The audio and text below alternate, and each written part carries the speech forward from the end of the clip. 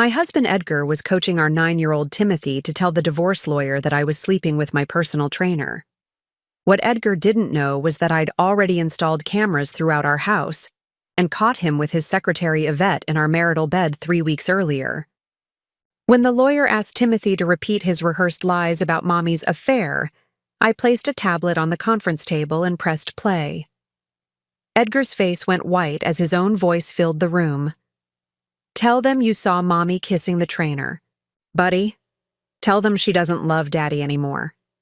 Then came the second video. Edgar and Yvette, crystal clear, in our bedroom. Before we jump back in, tell us where you're tuning in from, and if this story touches you, make sure you're subscribed, because tomorrow I've saved something extra special for you. The lawyer looked at Edgar and said, "Mr. Morrison, I think we need to discuss a very different settlement arrangement." The conference room smelled like expensive leather and broken promises. I sat across from Edgar Morrison, the man I'd called my husband for 12 years, watching him fidget with his Mont Blanc pen while our divorce attorneys shuffled through documents that would determine the fate of our $2.3 million estate. Our son Timothy sat beside Edgar, his small hands folded in his lap, rehearsing words that would destroy his mother's reputation and secure his father's financial future. What Edgar didn't realize was that this wasn't going to be the ambush he'd so carefully orchestrated. This was going to be his reckoning. For 3 months, Edgar had been laying the groundwork for this moment. He'd convinced our friends that I was acting strange, hinted to neighbors that our marriage was troubled, and most devastatingly, coached our innocent 9-year-old son to testify that he'd witnessed me having an affair with Gordon Hayes, my personal trainer at Elite Fitness. "Mommy has been spending a lot of time with Mr. Gordon," Timothy would say, his voice carefully coached, to sound confused and hurt. "She kisses him when she thinks I'm not looking. She tells him she loves him more than Daddy." Every word was a lie. Every syllable was Edgar's manipulation of our child's trust. But Timothy didn't know he was lying. In his 9-year-old mind, Daddy was helping him tell important grown-up stories to help the family. Edgar had turned our son into an unwitting weapon against his own mother. The truth was devastating in its simplicity. Edgar Morrison, successful real estate developer and pillar of our community, had been having an affair with his 26-year-old secretary, Yvette Rodriguez, for 8 months. While I attended Timothy's soccer games and managed our household finances, Edgar was taking extended business lunches and client dinners that ended in hotel rooms across the city. I discovered the affair the way most wives do, through the accumulation of small inconsistencies that eventually formed an undeniable pattern. Credit card charges for restaurants I'd never been to, phone calls that ended abruptly when I entered the room, the smell of unfamiliar perfume that lingered in his car, new attention to his appearance that had nothing to do with impressing me. But Edgar was clever. He knew that in our state, infidelity could significantly impact divorce settlements, especially when substantial assets were involved. Our portfolio included 3 rental properties, a vacation home in Colorado, Edgar's development company worth $1.8 million, and investment accounts that had grown steadily throughout our marriage. If I could prove his affair, I'd be entitled to a much larger share of our marital assets, so Edgar decided to flip the script. If he could prove that I was the unfaithful spouse, he could keep the majority of our wealth while positioning himself as the wronged husband and devoted father. What I witnessed through hidden cameras in our home was child abuse disguised as father-son bonding. Edgar would take Timothy into his study after dinner, close the door, and spend hours coaching him on the story he needed to tell. "Remember, buddy, sometimes mommies and daddies have problems, and we need to help the judge understand what's really happening," Edgar would say, his voice gentle and manipulative. "You love Mommy, right? And you want to help her be honest about her feelings?" Timothy would nod, trusting his father completely. "So when the nice lawyer asks you about Mommy and Mr. Gordon, what are you going to say?" That I saw them hugging and kissing in the garage?" "That's right. And what else?" That mommy said she loved him and wanted to be with him instead of you? Perfect. You're such a good boy, Timothy. This is going to help our whole family. Edgar had crafted a narrative so detailed and consistent that Timothy genuinely believed he'd witnessed these events. He'd created false memories in our child's mind, exploiting Timothy's love and trust to build a case that would destroy me financially and socially. But Edgar had underestimated me. As a former paralegal who'd worked in family law before Timothy was born, I understood exactly what he was attempting and how devastating it could be. I also understood how to gather evidence. The hidden cameras I'd installed weren't just in common areas. They were strategically placed to capture both Edgar's coaching sessions with Timothy and his intimate encounters with Yvette. Professional-grade equipment with crystal-clear audio and video, legally installed in my own home, completely admissible in court. For 6 weeks, I documented everything.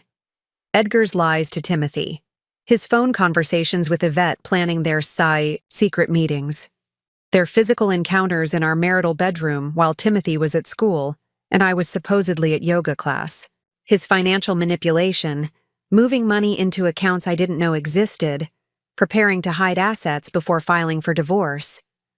I also hired a private investigator who confirmed that Edgar and Yvette had been seen together at 5 different hotels, 3 restaurants, and a weekend cabin that Edgar had rented under a false name. Credit card records, hotel registrations, restaurant receipts, a paper trail that painted a clear picture of a systematic affair. Now, sitting in this conference room, watching Edgar prepare to destroy his own son's relationship with his mother, for the sake of money, I felt a cold clarity that surprised me with its intensity. This wasn't just about our marriage or our money. This was about protecting Timothy from a father who would sacrifice his child's emotional well-being and moral development for financial gain. Edgar thought he was about to win the greatest victory of his life. Instead, he was about to learn that truth is always more powerful than lies, and that underestimating a mother's protective instincts is the most dangerous mistake a man can make. The tablet sat on the table in front of me, loaded with hours of video evidence. Timothy looked at me with confusion, probably wondering why Mommy seemed so calm when Daddy had explained she was about to be in big trouble. I smiled at my son, the child I would protect from his father's poison, and prepared to teach them, both a lesson about truth that they would never forget. 18 months ago, if someone had told me that Edgar Morrison would one day coach our son to lie about me in a divorce proceeding, I would have laughed in their face. Back then, Edgar was the husband who brought me coffee in bed every Sunday morning, who never missed one of Timothy's Little League games, who held my hand during romantic dinners at Stella's Bistro downtown. Our life in Maplewood Heights looked like something from a lifestyle magazine. The colonial house with its perfectly manicured lawn, the 3-car garage housing Edgar's BMW, my Honda Pilot, and the vintage Mustang he restored on weekends. Inside, our home was a testament to 12 years of careful curation, family photos lining the hallway, Timothy's artwork displayed on the refrigerator, Edgar's real estate awards mounted in his study. Every Friday evening, we had family pizza night. Timothy would choose the toppings while Edgar and I shared a bottle of wine and discussed our weeks. Edgar would tell stories about difficult clients and successful property deals, while I updated him on Timothy's school progress and my volunteer work with the local animal shelter. These weren't the conversations of a couple heading toward bitter divorce proceedings. These were the conversations of partners building a life together. Edgar played the role of devoted husband with Academy Award precision. He remembered our anniversary, planned surprise weekend getaways to the mountains, and bought thoughtful gifts that showed he was paying attention to my interests. When I mentioned wanting to get back in shape after years of focusing on family, he enthusiastically supported my decision to join Elite Fitness and hire Gordon Hayes as my personal trainer. "You deserve to feel strong and confident," Edgar had said, kissing my forehead as I headed out for my first training session. "I'm proud of you for prioritizing your health." At dinner parties, Edgar would wrap his arm around my waist and tell our friends how lucky he was to have married his best friend. Stella keeps our whole family running smoothly, he'd say, using the nickname he'd given me early in our relationship. Preparing and narrating this story took us a lot of time, so if you are enjoying it, subscribe to our channel. It means a lot to us. Now back to the story. I don't know what Timothy and I would do without her. Our friends Chloe and Fred Martinez would exchange knowing glances, the kind that couples give each other when they witness what they believe is genuine marital happiness. "You two are relationship goals," Chloe would say, and I'd smile, believing it was true. Edgar and I weren't just husband and wife. We were business partners in every sense. When he started Morrison Development 12 years ago, I was his first employee, handling the books, managing client relationships, and learning the real estate business from the ground up. Even after Timothy was born and I transitioned to part-time work, I remained deeply involved in the company's growth. I was the one who suggested we diversify into rental properties when the market was right. I found our first investment property, a duplex in the University District that generated steady income from student renters. Over the years, we'd acquired 2 more rental properties and the Colorado vacation home that Edgar claimed was our retirement plan. Every major financial decision was made together. When Edgar wanted to expand the business, we discussed the risks and benefits over dinner. When I suggested we increase Timothy's college fund contributions, Edgar agreed immediately. "You're the smart one with money," he'd say. "I trust your judgment completely." This wasn't just flattery. I genuinely was good with finances. My paralegal background had taught me to read contracts carefully, and my natural caution had kept us from making risky investments that could have jeopardized our family's security. Edgar relied on my analysis when considering new business ventures, and I took pride in being his trusted advisor. Our son Timothy was the center of our universe, and Edgar seemed to be an exemplary father. He coached Timothy's soccer team for 3 seasons, spent Saturday mornings teaching him to throw a baseball, and patiently helped with homework every evening at our kitchen table. Edgar never raised his voice with Timothy, never showed the kind of impatience that stressed fathers sometimes exhibit. "Buddy system," Edgar would say, giving Timothy their special handshake before school each morning. "We look out for each other, right?" Timothy worshipped his father. When asked what he wanted to be when he grew up, Timothy would say, "A builder like Daddy, so I can make houses for families." He would follow Edgar around the house during weekend projects, holding tools and asking endless questions that Edgar answered with infinite patience. Edgar created special traditions with Timothy that didn't include me: father-son camping trips, Saturday morning breakfast at the diner, and evening guy talks in Edgar's study. At the time, I thought this was healthy bonding. I encouraged Edgar to have one-on-one time with Timothy, believing it would strengthen their relationship and give Timothy positive male role models. "You're such a good dad," I would tell Edgar as I watched him read bedtime stories to Timothy with different voices for each character. "Timothy is so lucky to have you." Edgar's reputation in our community was spotless. He served on the town planning committee, donated generously to local charities, and sponsored Timothy's Little League team. Other wives would compliment me on my husband's civic involvement, and I would beam with pride. "Edgar Morrison is one of the good ones," my friend Chloe would say. "You can tell he really cares about making this community better for families like yours."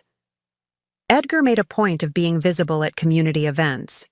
He volunteered at the annual school fundraiser, participated in the charity golf tournament, and always bought tickets to support the high school theater productions.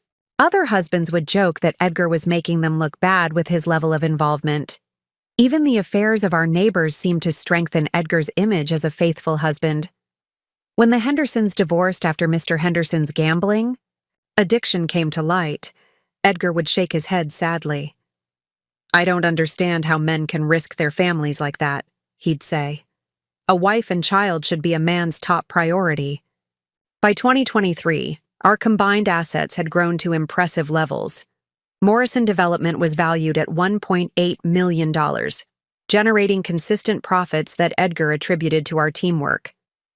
"We built this together, Stella," he would say during our annual ZR financial reviews. Everything we have is because we trust each other completely. Our rental properties provided additional income streams, and our investment portfolio had grown steadily despite market fluctuations. We owned our family home outright, had substantial savings accounts, and had fully funded Timothy's college education account. We're set for life, Edgar would say, reviewing our financial statements. Timothy will never want for anything, and we can retire comfortably whenever we choose. I felt secure, proud, and grateful for the life we'd built together. Edgar Morrison wasn't just my husband. He was my partner, my co-parent, and my best friend. The idea that he could be systematically planning to destroy me while building this beautiful life was so far from my reality that it would have seemed like fiction. This was the foundation that made Edgar's betrayal so devastating. He hadn't just lied to me, he'd built an entire false reality that made his eventual manipulation feel like the ground disappearing beneath my feet. What made Edgar's eventual betrayal so devastating wasn't just the 12 years we'd been married, it was how completely intertwined our lives had become. We weren't just spouses sharing a house. We were true partners who had built every aspect of our existence together, decision by careful decision. When Timothy started having nightmares about monsters in his closet at age 6, Edgar and I spent hours researching child psychology approaches. We created a monster spray bottle filled with lavender water and took turns sitting by Timothy's bed until he felt safe. When Timothy struggled with math in 2nd grade, we hired a tutor together and alternated helping with homework. These weren't just parenting moments. They were the building blocks of a family unit that felt unbreakable. Our financial partnership went far beyond basic bill paying. I wasn't just Edgar's wife who happened to be good with numbers.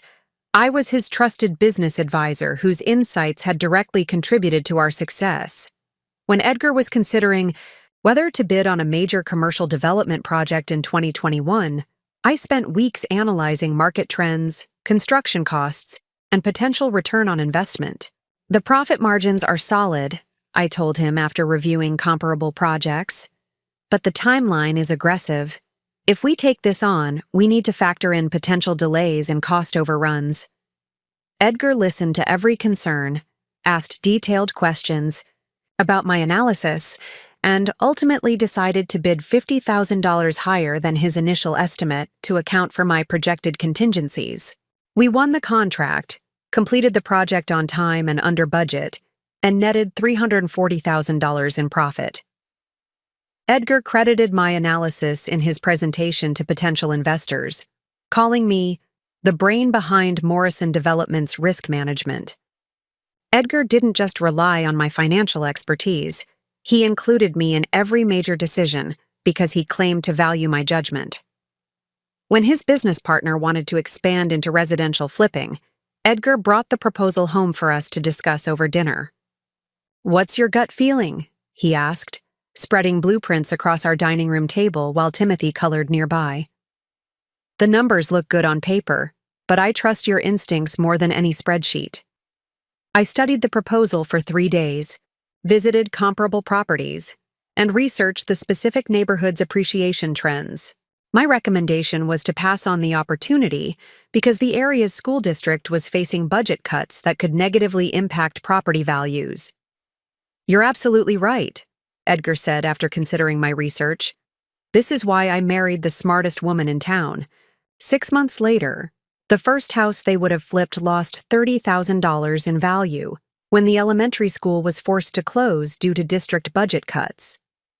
Edgar made sure to tell our friends how my analysis had saved Morrison Development from a significant loss. "Stella doesn't just balance our checkbook," he would say proudly. "She's the reason we can afford Timothy's college fund and our retirement plans." Our approach to raising Timothy was completely collaborative. We made decisions about his education, activities, and social development as a unified team. When Timothy expressed interest in learning piano, Edgar and I researched instructors together, visited 3 different music schools, and jointly decided on Mrs. Chen at Harmony Music Academy. Edgar would drive Timothy to lessons on Tuesdays while I handled pickup on Thursdays.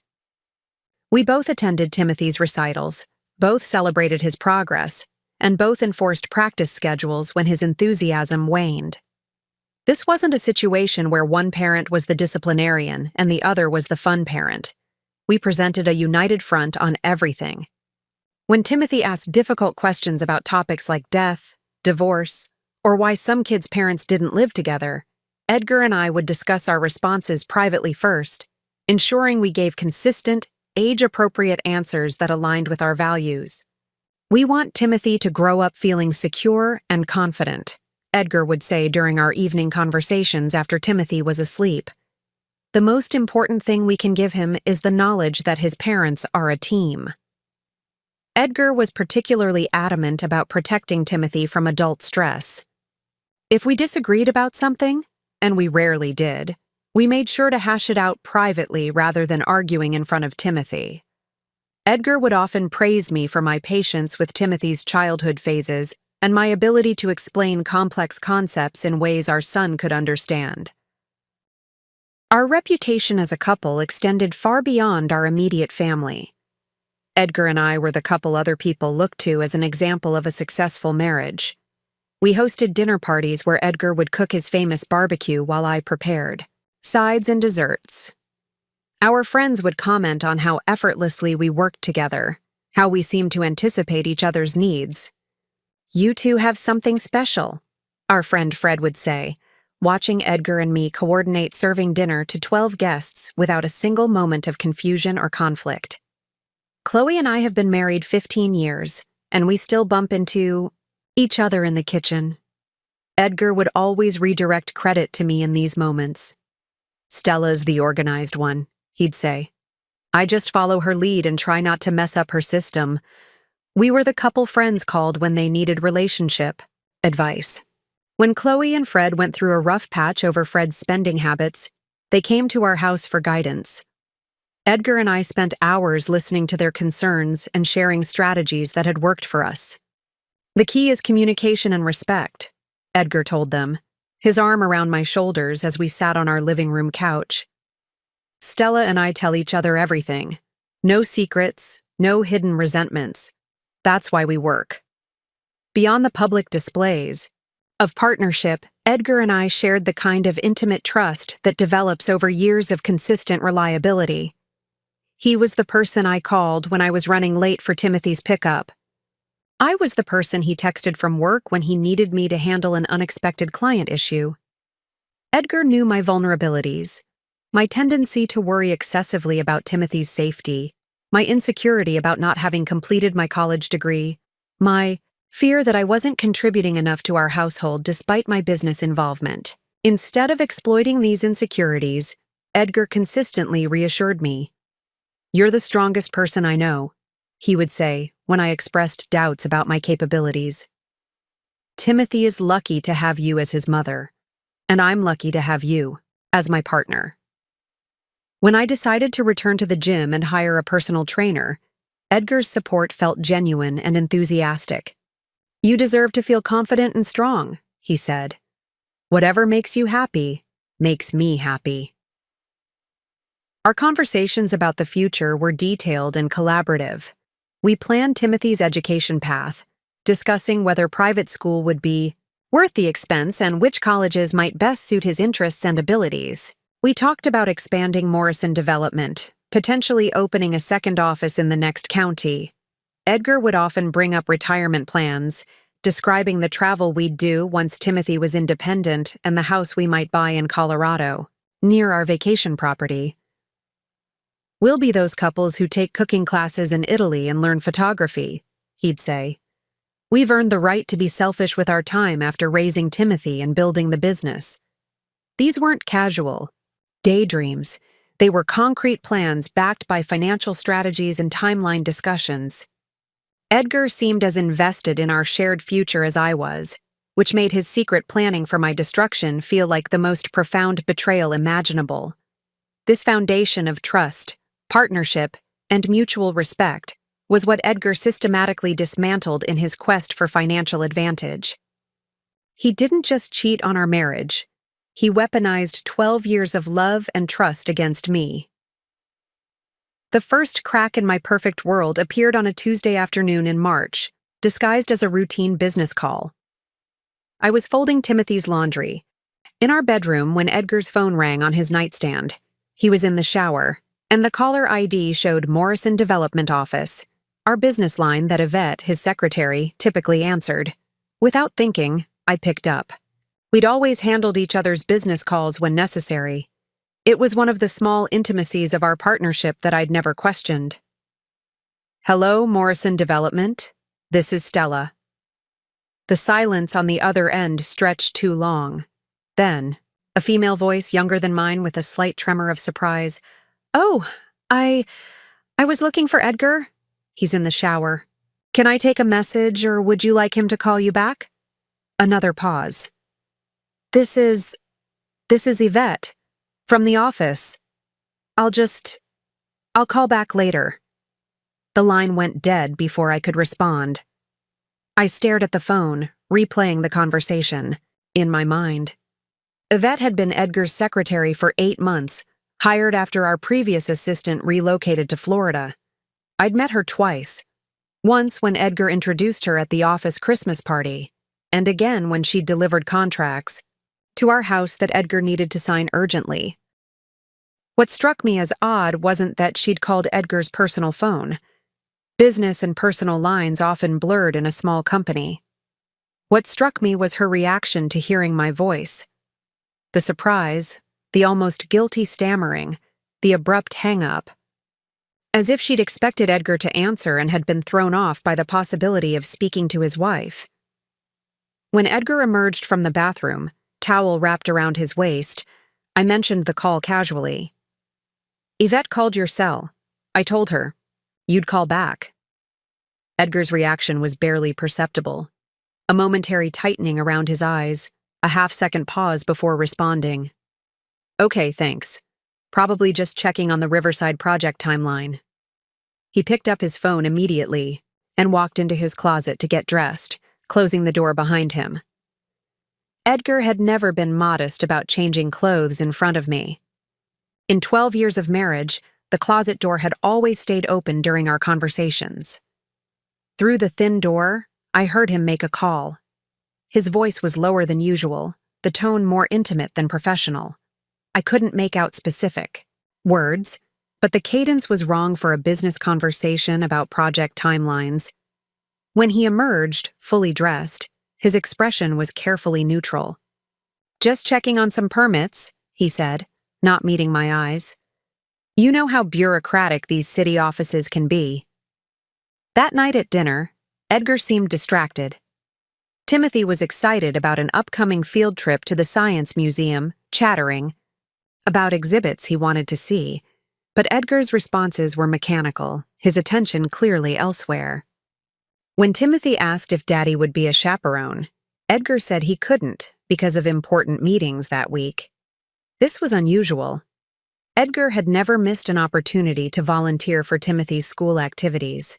He'd been a chaperone on every field trip since kindergarten, often rearranging his work schedule to accommodate school events.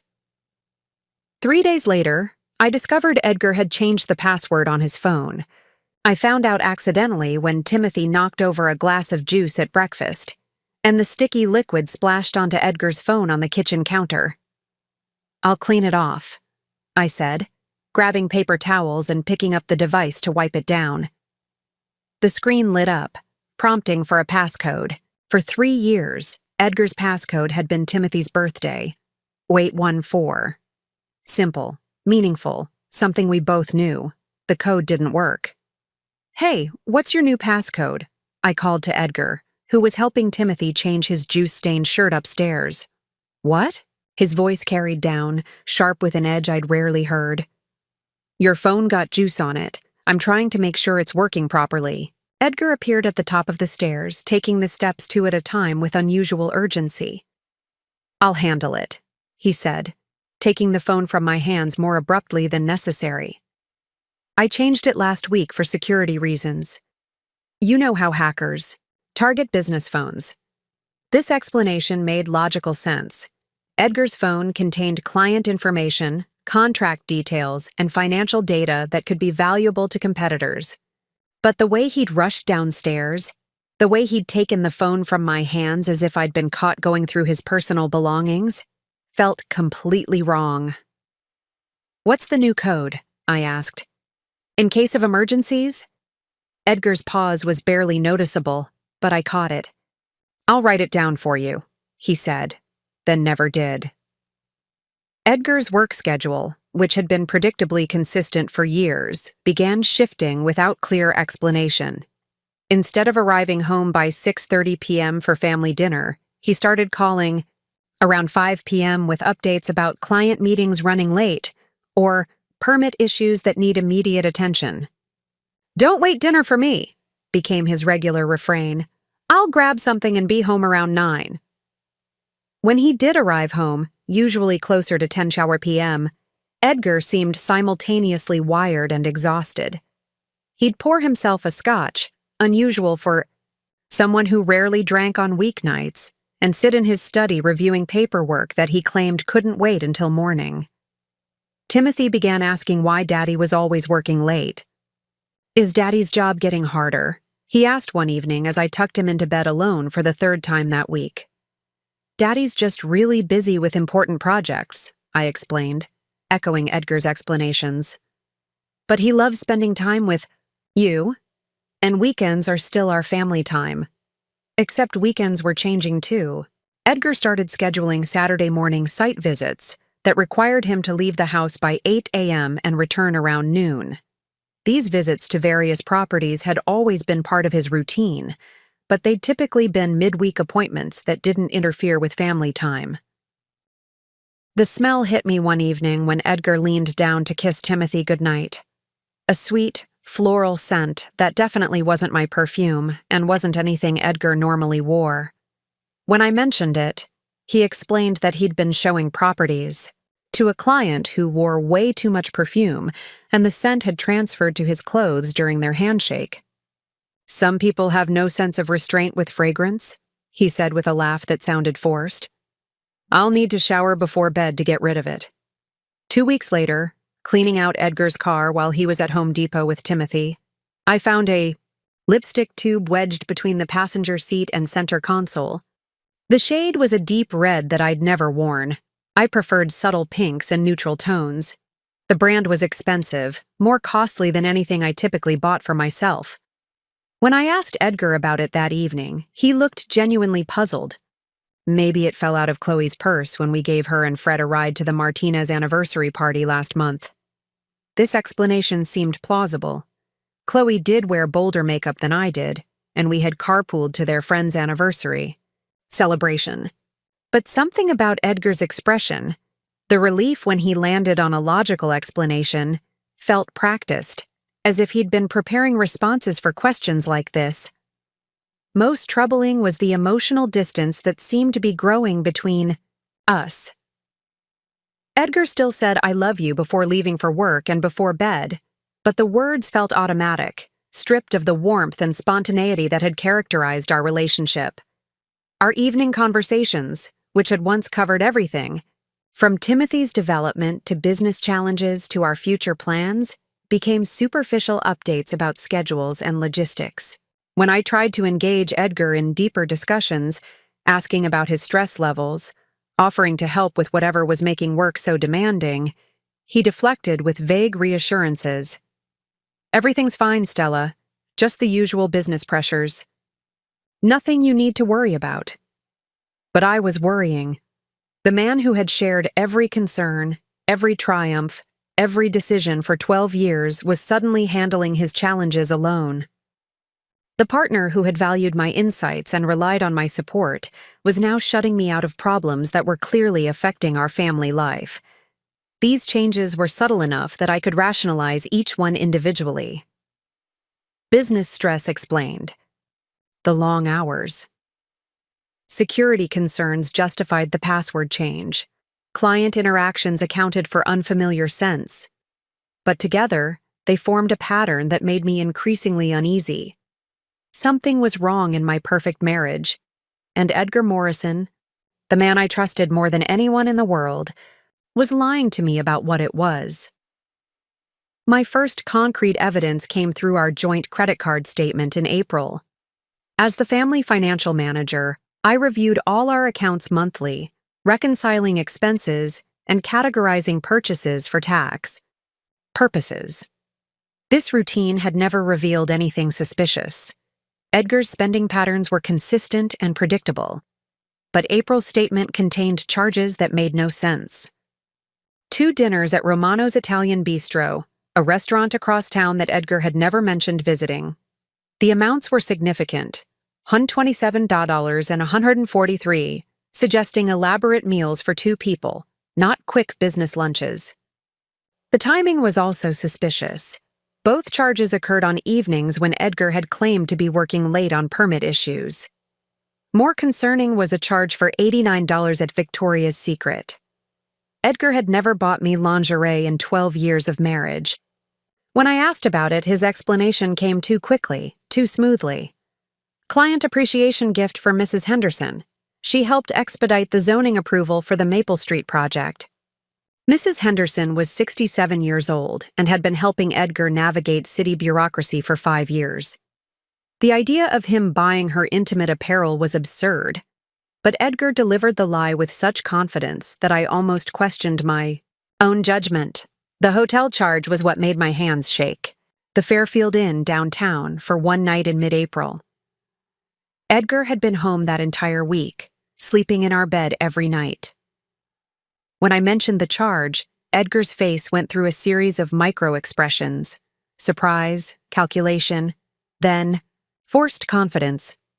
Conference room rental for the Johnson contract negotiation.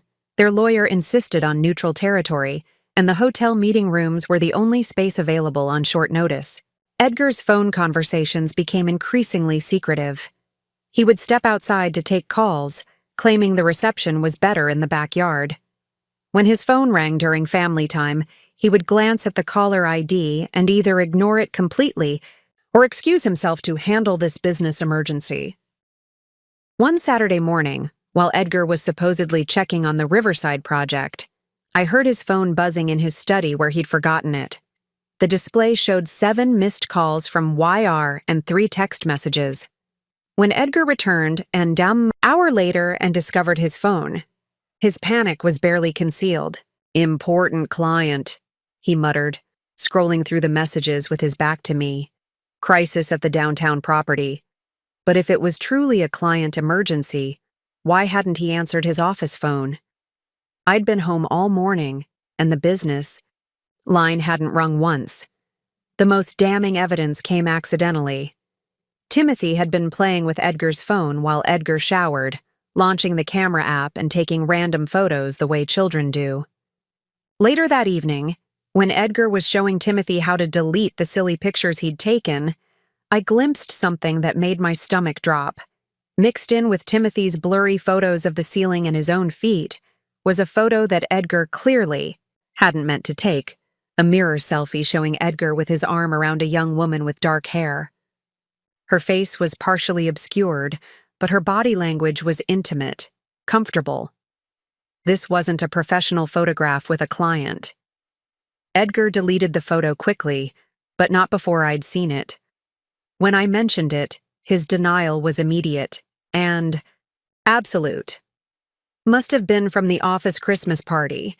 You know how these phones accidentally take pictures.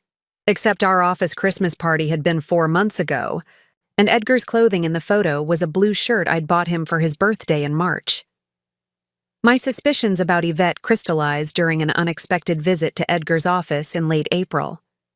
I'd been running errands nearby and decided to surprise him with lunch from his favorite deli. The office was unusually quiet when I arrived.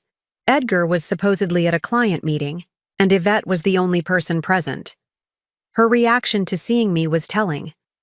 Genuine surprise mixed with what looked like guilt, followed by an overly bright smile that seemed forced. "Oh, Mrs. Morrison, Edgar isn't here right now." "I know," I said, holding up the deli bag. "I thought I'd leave lunch for him. He mentioned working through lunch again today." Yvette's expression flickered. Working through lunch? He said he was taking the afternoon off for family time. The lie hung in the air between us. Edgar had told me he was meeting the Henderson development team. He'd told Yvette he was spending time with family. He'd lied to both of us, which meant he was somewhere else entirely, with someone else.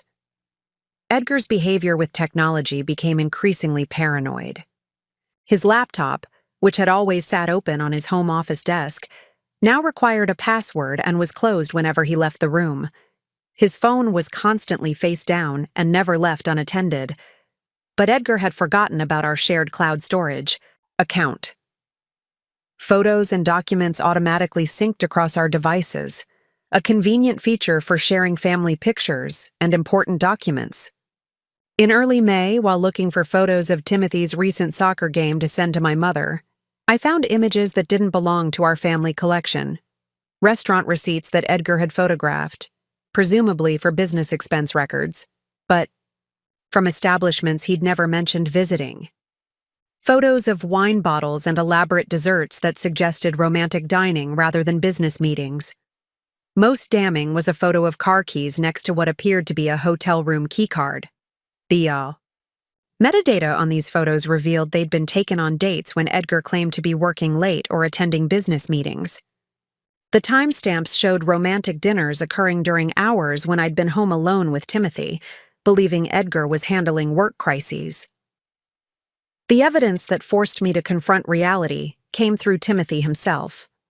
Our 9-year-old had developed a habit of repeating interesting things he'd overheard, the way children do when they're processing adult conversations that don't quite make sense to them. "Daddy said something funny on the phone yesterday," Timothy mentioned casually during breakfast in early May. "He said, 'I love you too.' But you weren't on the phone, Mommy." My coffee cup stopped halfway to my lips.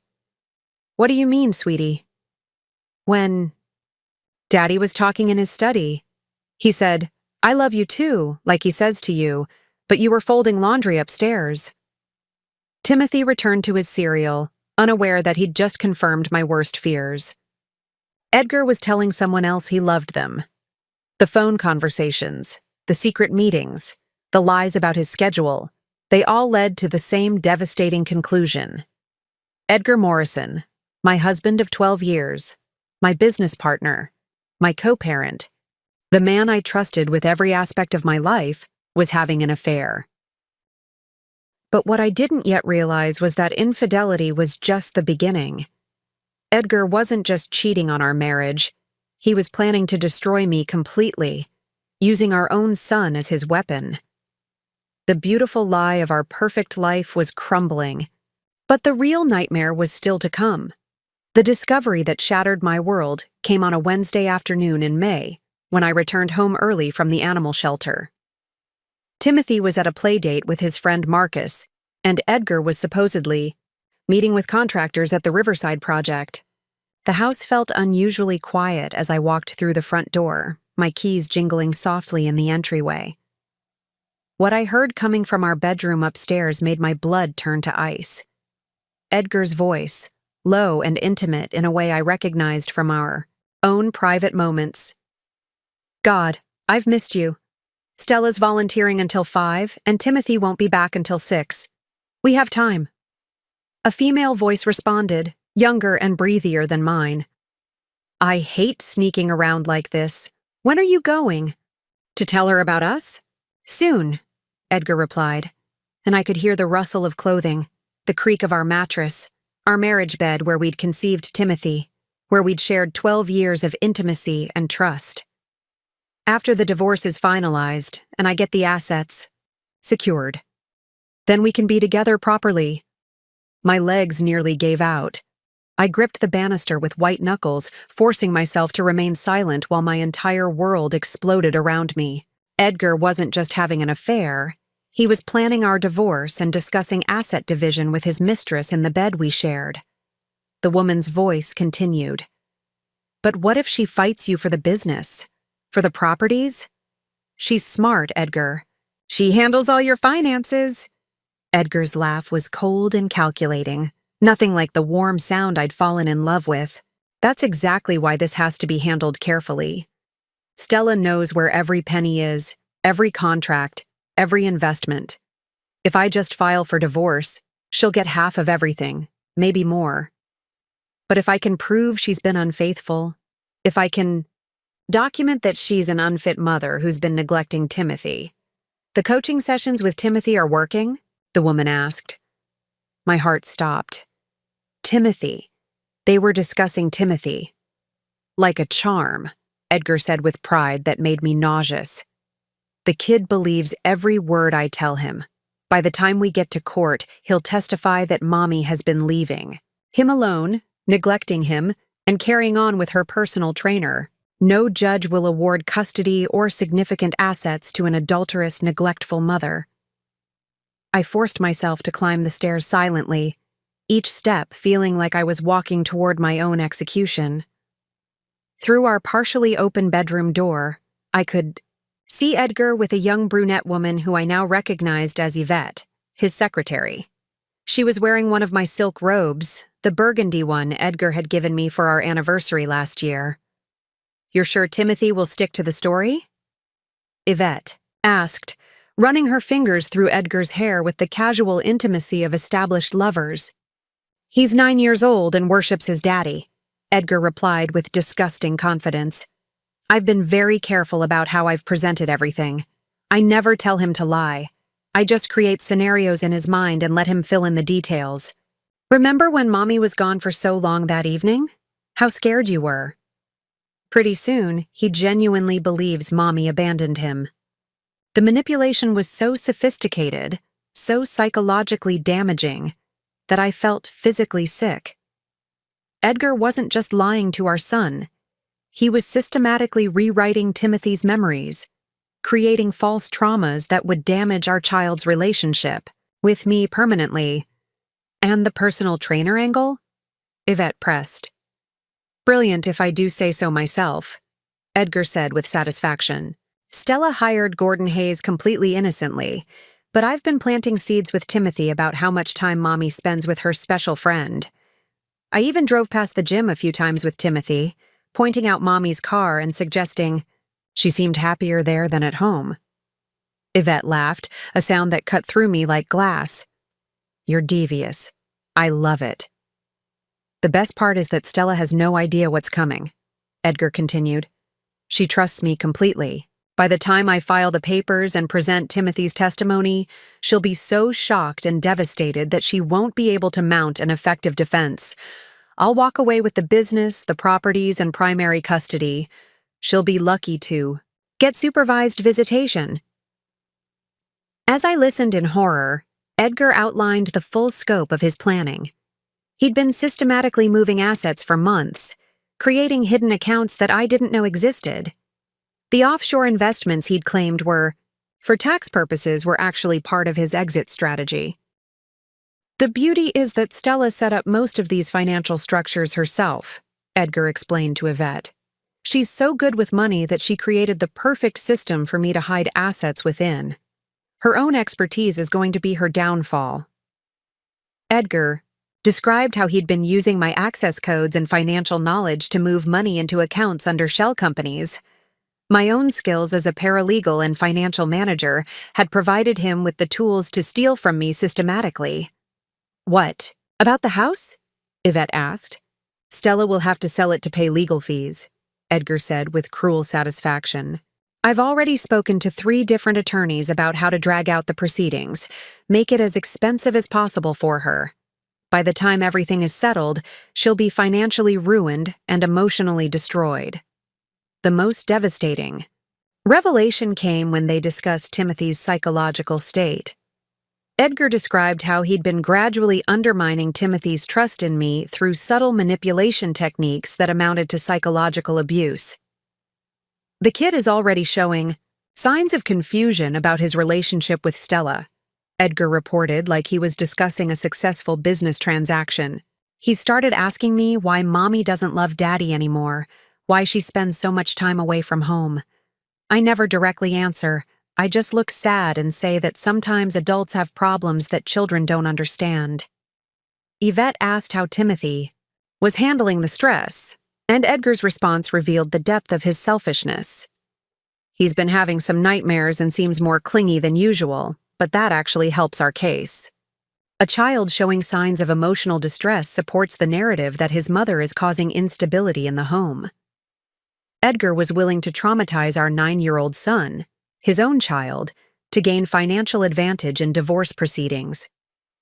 The man I'd trusted to co-parent Timothy was systematically damaging our son's emotional well-being for money. As I stood frozen in the hallway, Edgar revealed that his timeline was accelerating. "I'm filing next week," he told Yvette. "Timothy's coaching is complete, the financial transfers are in place, and I've documented enough of Stella's suspicious behavior to build a compelling case." "Next week?" Yvette sounded surprised. "So, soon?" "The longer I wait, the more chance there is that Stella will discover something," Edgar explained. "She's already asking questions about my schedule, about some of the credit card charges. I need to move before she gets suspicious enough to start investigating." Edgar was right. I had been getting suspicious, but I was weeks too late. While I'd been noticing small inconsistencies and trying to rationalize them away, Edgar had been implementing a comprehensive plan to destroy my life, steal my assets, and turn my own child against me. The man sleeping beside me for months, the father coaching Timothy with homework every evening, the business partner I trusted with every financial decision, had been methodically planning my complete destruction while looking me in the eye and saying, "I love you."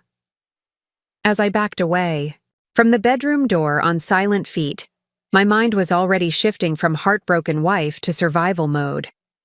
Edgar thought he was smart, that his plan was foolproof. But he'd made one critical error. He'd revealed his entire strategy while I was listening. Now I had exactly 1 week to save my life, my son, and everything I'd worked to build. I left the house as silently as I'd entered, my hands shaking so violently I could barely grip the steering wheel. Edgar and Yvette were so consumed with their celebration of my impending destruction that they never heard my car start or noticed me backing out of our driveway. The 20-minute drive to pick up Timothy from his playdate felt like an eternity, my mind racing between devastation and cold calculation. By the time I reached the Henderson house, where Timothy was playing with their son Marcus, I'd made a crucial decision. Edgar would never know I'd discovered his plan. If he realized I was aware of his scheme, he might accelerate his timeline or change tactics in ways I couldn't anticipate. My only advantage was that he believed he was still operating in secret. "Mommy!" Timothy ran to me with his usual enthusiasm, his innocent face lighting up with genuine joy at seeing me. Looking at my son now, knowing how Edgar had been poisoning his mind against me, I felt a surge of protective fury that was almost overwhelming. "Did you have fun with Marcus?" I asked, forcing my voice to remain steady and cheerful. "We built a huge fort in his basement. Can Marcus come over this weekend? Please?" I nodded, ruffling his hair and fighting the urge to grab him and run as far from Edgar as possible. But running wouldn't solve anything. It would only confirm Edgar's narrative that I was unstable and unfit. Instead, I needed to be smarter than he was, more strategic, more thorough. "Let's go home and start dinner," I said, helping Timothy gather his backpack and soccer ball. When we arrived home, Edgar's BMW was in the driveway, but Yvette's car was gone. He met us at the door with his usual smile, the same warm expression he'd worn for 12 years, now revealed as the mask of a calculating sociopath. "How was your afternoon, sweetheart?" he asked, kissing my cheek with lips that had been on another woman an hour earlier. "Productive," I replied, and it wasn't a lie. "The shelter is organizing a fundraising gala next month. I volunteered to help with the planning committee. This was perfect. It gave me a reason to spend additional time away from home without arousing suspicion." Edgar actually looked pleased, probably calculating how my increased volunteer commitments could be twisted into evidence of neglecting Timothy. During dinner, I watched Edgar interact with Timothy with new eyes. Every casual question, "How was school today, buddy?" Did you have fun at Marcus's house? Felt like intelligence gathering. When Timothy mentioned that Marcus's mom had made them grilled cheese sandwiches for lunch, Edgar's response was subtly loaded. That's nice that other mommies take time to cook special lunches for their kids. The implication was clear to an adult but would be absorbed unconsciously by Timothy. Other mothers care more about feeding children than his own mother does. After Timothy went to bed, I retreated to my home office under the pretense of working on shelter fundraising materials. Edgar was in his study, probably coordinating with Yvette or his attorneys. The walls between our offices were thin, and I could hear him on the phone, his voice too low to make out specific words but carrying the intimate tone I now recognized. My paralegal training had taught me that successful cases were built on documentation, and I had 1 week to build an ironclad case against Edgar's manipulation. I started with what I could access immediately: our shared financial accounts, cloud storage, and business records. The offshore accounts Edgar had mentioned were harder to find than I'd expected, but my familiarity with our financial systems helped me trace unusual transfers. Small amounts had been moved regularly over the past 6 months, $5,000 here, $7,500 there, always below the threshold that would trigger automatic reporting requirements. Edgar had been stealing from our marriage systematically, using his knowledge of my own financial management systems against me. I found evidence of the shell companies he'd mentioned, registered with variations of our business name that would be easy to overlook in routine financial reviews. Morrison Development Holdings, Morrison Property Management LLC, Morrison Asset Services. Each company had received transfers from our legitimate business accounts, effectively allowing Edgar to steal marital assets and hide them in plain sight. Edgar's phone was impossible to access directly, but our shared family plan gave me administrative access to call logs and text message metadata through our carrier's website. While I couldn't read the content of his messages, I could see that he'd been communicating with Yvette's number dozens of times per day for months, calls and texts that occurred during business hours when they were supposedly working together, and during evening hours when Edgar claimed to be handling work emergencies. The frequency and timing of their communications painted a clear picture of an intimate relationship that extended far beyond professional interaction. On evenings when Edgar had claimed to be working late, the call log showed hour-long conversations with Yvette's number, often ending just minutes before he arrived home. More damaging were the weekend communications. Edgar and Yvette had been in constant contact during family time. Quick text exchanges during Timothy's soccer games, phone calls during our family outings that Edgar had excused as urgent business matters. My paralegal background became invaluable. As I researched divorce law in our state, focusing specifically on cases involving parental alienation and hidden assets. What I discovered was both encouraging and terrifying. Courts took child manipulation very seriously, but proving it required substantial evidence. Edgar's coaching of Timothy constituted a form of psychological abuse called parental alienation syndrome. If I could document his manipulation techniques, his lies to Timothy, and the resulting emotional damage to our son, I could not only protect my custody rights, but potentially secure supervised visitation requirements for Edgar. However, the legal system moved slowly, and Edgar was planning to file within days. I needed evidence that was immediate, compelling, and undeniable. Proof that would stop his plan in its tracks rather than requiring months of litigation to resolve. The financial fraud was easier to prove, but required careful documentation. Moving marital assets to shell companies during divorce proceedings was illegal, but I needed to establish the timeline clearly and demonstrate that Edgar's actions were intentional and systematic, rather than legitimate business transactions. As I sat in my office, surrounded by financial printouts and legal research, I realized that catching Edgar in the act of his deceptions would be more powerful than any amount of circumstantial evidence. I needed video and audio recordings of Edgar coaching Timothy, of his intimate moments with Yvette, and of his discussions about hiding assets. Installing surveillance equipment in my own home was legal, and given Edgar's apparent comfort level, with bringing Yvette to our house, I was likely to capture damning evidence quickly. The risk was enormous. If Edgar discovered the cameras before I had sufficient evidence, he could accelerate his timeline or claim I was violating his privacy. But the alternative was allowing Edgar to proceed with his plan, losing my son to psychological manipulation and facing financial ruin while Timothy grew up believing his mother had abandoned him for another man. I had 5 days before Edgar planned to file for divorce. 5 days to gather evidence that would expose his lies, protect Timothy from further manipulation, and secure the assets we'd built together. Edgar thought he was playing chess while I was playing checkers. He was about to discover that I'd been trained to dismantle lies for a living, and I was very good at my job. Thursday morning, while Edgar was at what he claimed was a breakfast meeting with investors and Timothy was at school, I drove to 3 different electronics stores to avoid leaving a digital trail. The surveillance equipment I purchased was professional grade but small enough to remain undetected. Tiny cameras with audio recording capabilities that could be concealed in everyday objects. Installing them required careful planning. I placed one inside a decorative picture frame in Edgar's study, angled to capture his desk where he conducted his private phone calls. Another went inside a small potted plant in our bedroom, positioned to record the entire room, including the bed where Edgar had betrayed our marriage.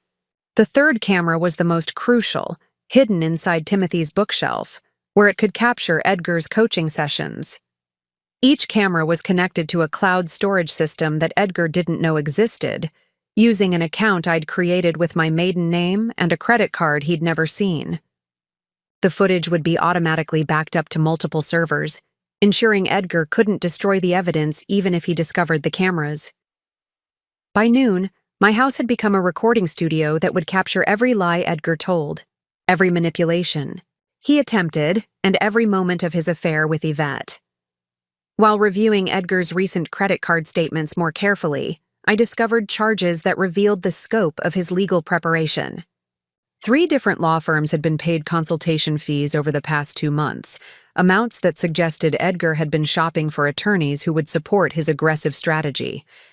One name appeared multiple times: Davidson and Associates, a firm known for representing wealthy men in contentious divorces. The charges totaled over $8,000, indicating Edgar had moved far beyond initial consultations into active case preparation. When I researched the firm online, their website prominently featured testimonials from clients who had successfully protected their assets from unreasonable claims and secured favorable custody arrangements despite false allegations. Edgar hadn't just been planning to leave me, he'd been building a legal team specialized in the exact type of character assassination he intended to pursue. These weren't family law attorneys focused on amicable resolution. They were lawyers who made their reputations destroying wives and mothers in court. But Edgar's thoroughness worked in my favor. His detailed credit card trail provided a timeline of his planning that would prove premeditation. The dates of his legal consultations correlated perfectly with the beginning of his intensified manipulation of Timothy and his acceleration of asset transfers. Researching Yvette Rodriguez revealed information that added new dimensions to Edgar's betrayal. She wasn't just a random secretary he'd seduced. She was a woman with her own financial motivations for participating in the destruction of my marriage. Yvette had significant credit card debt, student loans from a degree she'd never completed, and a history of job hopping that suggested instability. Edgar wasn't just having an affair. He was essentially paying for companionship from someone who depended on him financially. Her apartment lease, car payment, and credit card payments were all recent additions that coincided with her employment at Morrison Development. More disturbing was the discovery that Yvette had researched me extensively on social media. Her browser history, which I accessed through our shared business computer system, showed repeated visits to my LinkedIn profile, my volunteer work pages, and even Timothy's school website. She'd been studying my life, my routines, and my relationships with the thoroughness of someone planning a replacement strategy. Text message metadata revealed that Yvette had been communicating with Edgar about me specifically, conversations that occurred during family events and personal moments. While Edgar was sitting beside me at Timothy's soccer games or family dinners, he was texting intimate details about our private life to his mistress. The most heartbreaking discovery came through Timothy's school records and behavioral reports. I'd requested his files under the pretense of reviewing his academic progress, but what I found was evidence of the psychological damage Edgar's manipulation was causing. Timothy's teacher, Mrs. Patterson, had noted concerning changes in his behavior over the past 3 months. Her written observations described a previously confident child who had become anxious and withdrawn. Timothy had started asking questions about divorce, about whether children had to choose between parents, and whether families always stayed together. Timothy seems preoccupied with adult concerns that are unusual for his age group, Mrs. Patterson had written in her monthly report. He's expressed worry about his mother's happiness and has asked if adults sometimes lie to children to protect them. Edgar's coaching wasn't just preparing Timothy to testify against me. It was systematically destroying our son's sense of security and trust. Timothy was developing anxiety symptoms because his father was deliberately creating uncertainty about his family's stability. The school counselor's notes were even more damaging. Timothy had been sent to counseling twice in the past month for episodes where he'd become upset during activities involving family discussions. When asked to draw pictures of his family, Timothy's recent artwork showed stick figures of himself and Edgar, with my figure notably absent or positioned far away from theirs. My deeper investigation into Edgar's financial manipulation revealed a scheme more sophisticated than I'd initially realized. The shell companies weren't just hiding current assets. They were being used to create artificial debt that would reduce the apparent value of Morrison Development during divorce proceedings. Edgar had been generating fake invoices between his legitimate business and the shell companies, creating paper trails that suggested Morrison Development owed substantial money to these entities. When our assets were evaluated for divorce, the business would appear heavily leveraged and therefore less valuable, allowing Edgar to retain control while minimizing my settlement. He'd also been manipulating our rental property income by redirecting rent payments to accounts I couldn't access. Our tenants were paying their rent on time, but the money was flowing into Edgar's hidden accounts rather than our joint property management account. This made our rental properties appear less profitable than they actually were, again reducing their apparent value for divorce proceedings. Most cunningly, Edgar had been creating a false paper trail of business expenses that painted me as financially irresponsible. Charges for expensive dinners, entertainment, and travel were being categorized as my personal expenses rather than his business costs or affair-related spending. By Thursday evening, I had documented evidence of financial fraud, adultery, and child manipulation that would destroy Edgar's case and potentially result in criminal charges. But I also realized Edgar's timeline was even more aggressive than I'd thought. Hidden in his study, I'd found printed divorce papers that were already completed except for his signature. The filing date was listed as Monday morning, in 4 days. Edgar wasn't just planning to file next week. He was planning to file first thing Monday morning, giving me no warning and no time to prepare a defense. The papers contained allegations that made my blood run cold.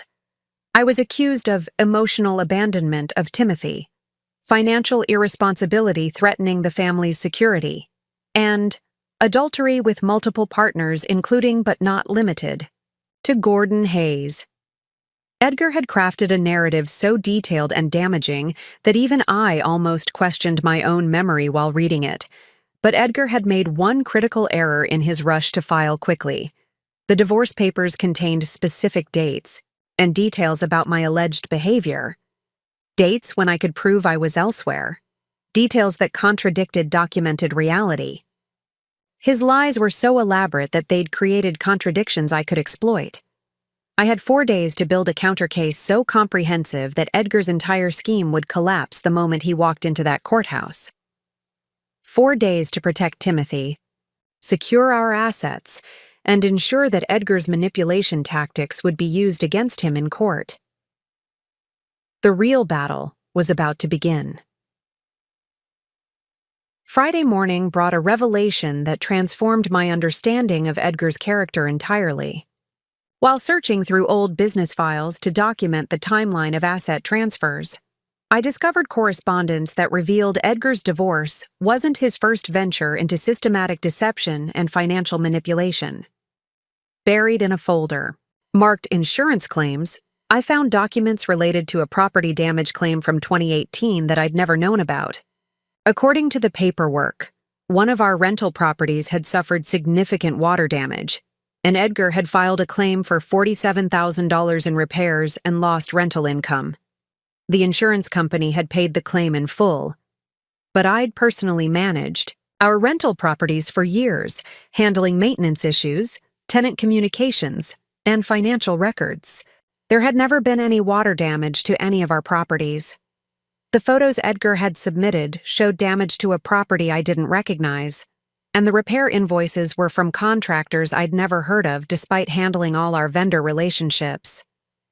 Edgar had committed insurance fraud, creating false claims and fake documentation to steal nearly $50,000.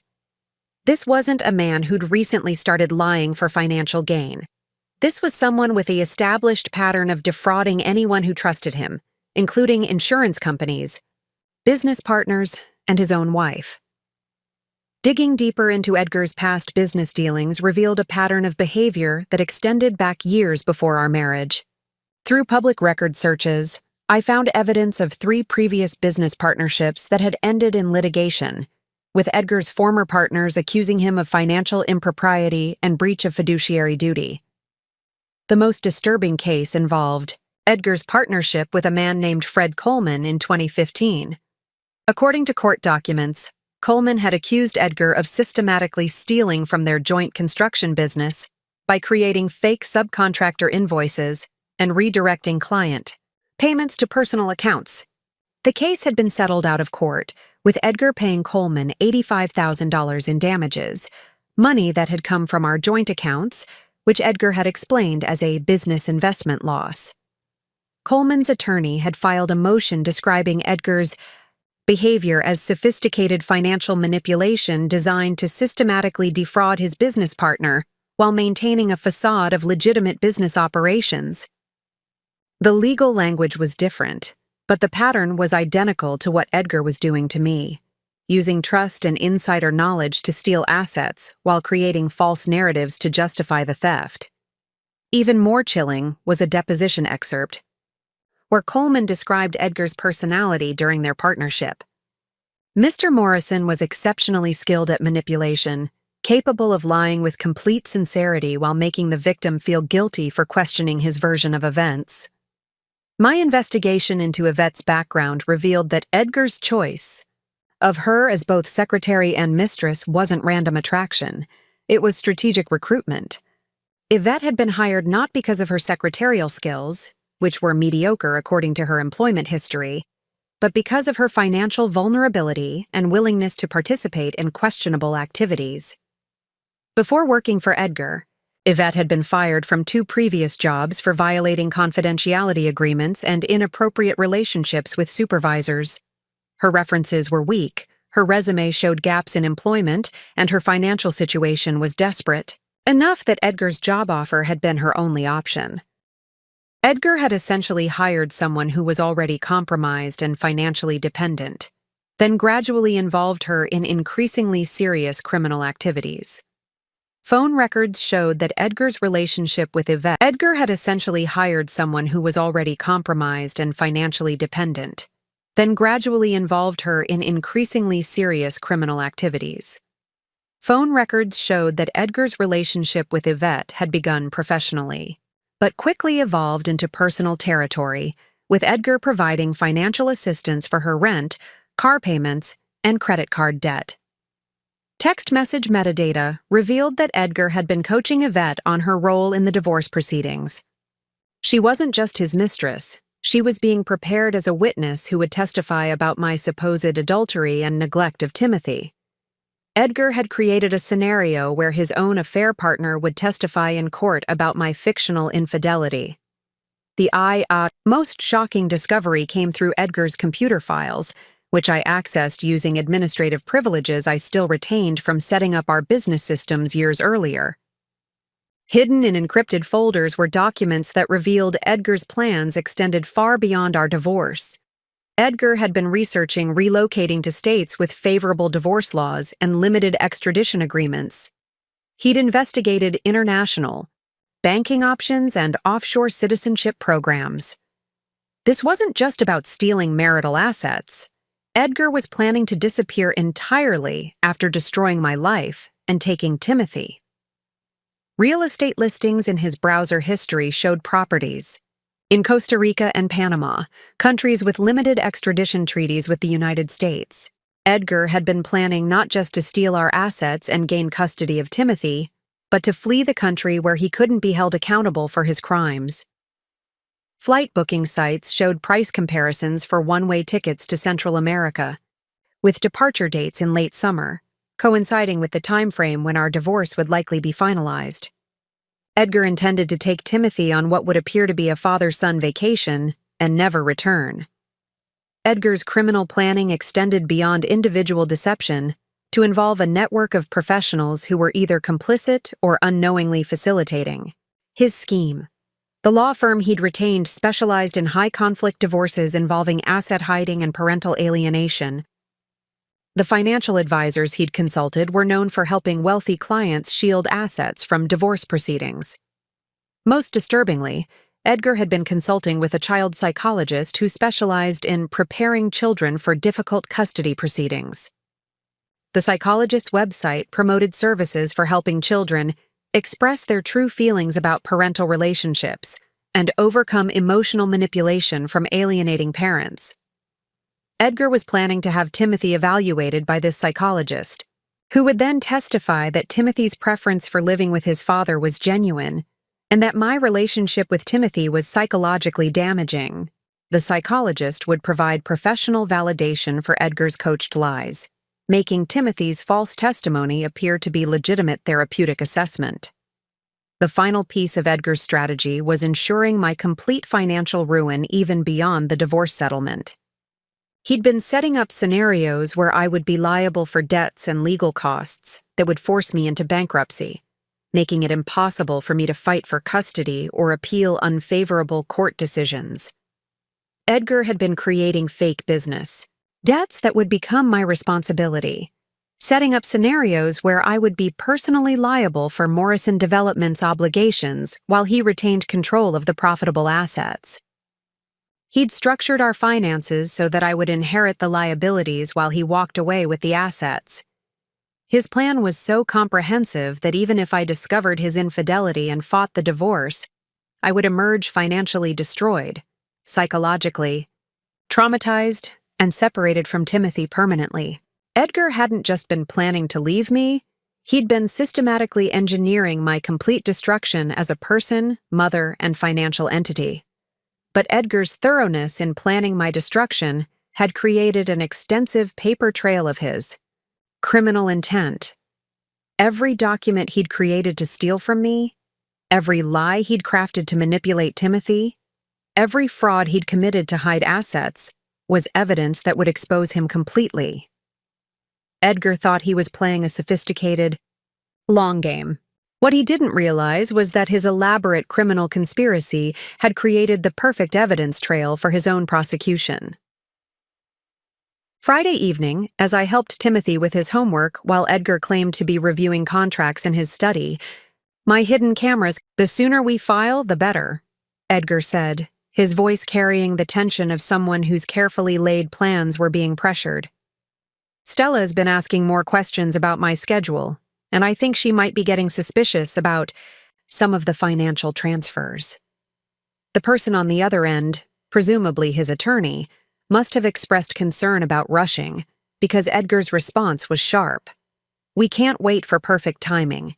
If she starts investigating before we file, She could discover the offshore accounts or figure out what I've been doing with Timothy. Edgar was planning to file Monday morning not because it was optimal, but because he was afraid I was getting too close to discovering his scheme. His confidence was cracking, and that desperation was making him sloppy, which could work in my favor if I played it correctly. "The boy is ready," Edgar continued, and my blood chilled as I realized he was discussing Timothy like a weapon to be deployed. "He'll testify exactly as we've practiced. The psychologist meets with him Sunday afternoon to document his preferences, and by Monday morning we'll have professional validation that Stella is psychologically damaging him." Edgar's mention of a Sunday psychological evaluation sent me into immediate research mode. I discovered that Dr. Marcus Fleming, the child psychologist Edgar had retained, was scheduled to conduct a family dynamics assessment with Timothy this Sunday, just 2 days away. This evaluation would be used as evidence in Edgar's divorce, filing to support his claim that I was an unfit mother. But Dr. Fleming wasn't conducting an objective evaluation. His website's testimonials revealed a pattern of supporting fathers in custody battles, often diagnosing mothers with various psychological disorders that justified reducing their parental rights. Edgar had essentially hired a professional who would provide whatever diagnosis Edgar needed to support his case. The evaluation was scheduled to take place at Dr. Fleming's office while I was supposedly volunteering at the animal shelter's weekend adoption event. An event Edgar had encouraged me to participate in, claiming Timothy would benefit from seeing me engaged in community service. In reality, Edgar was ensuring I wouldn't be present during Timothy's evaluation, allowing Dr. Fleming to conduct his assessment based solely on Edgar's coached narrative. Timothy had no idea he was walking into a psychological evaluation that would be used to separate him from his mother permanently. Edgar had told our son he was going to talk to a nice doctor about how families work, presenting it as an educational opportunity rather than the weaponized assessment it actually was. Through Edgar's phone conversations and email communications I'd managed to access, I pieced together his Monday morning strategy.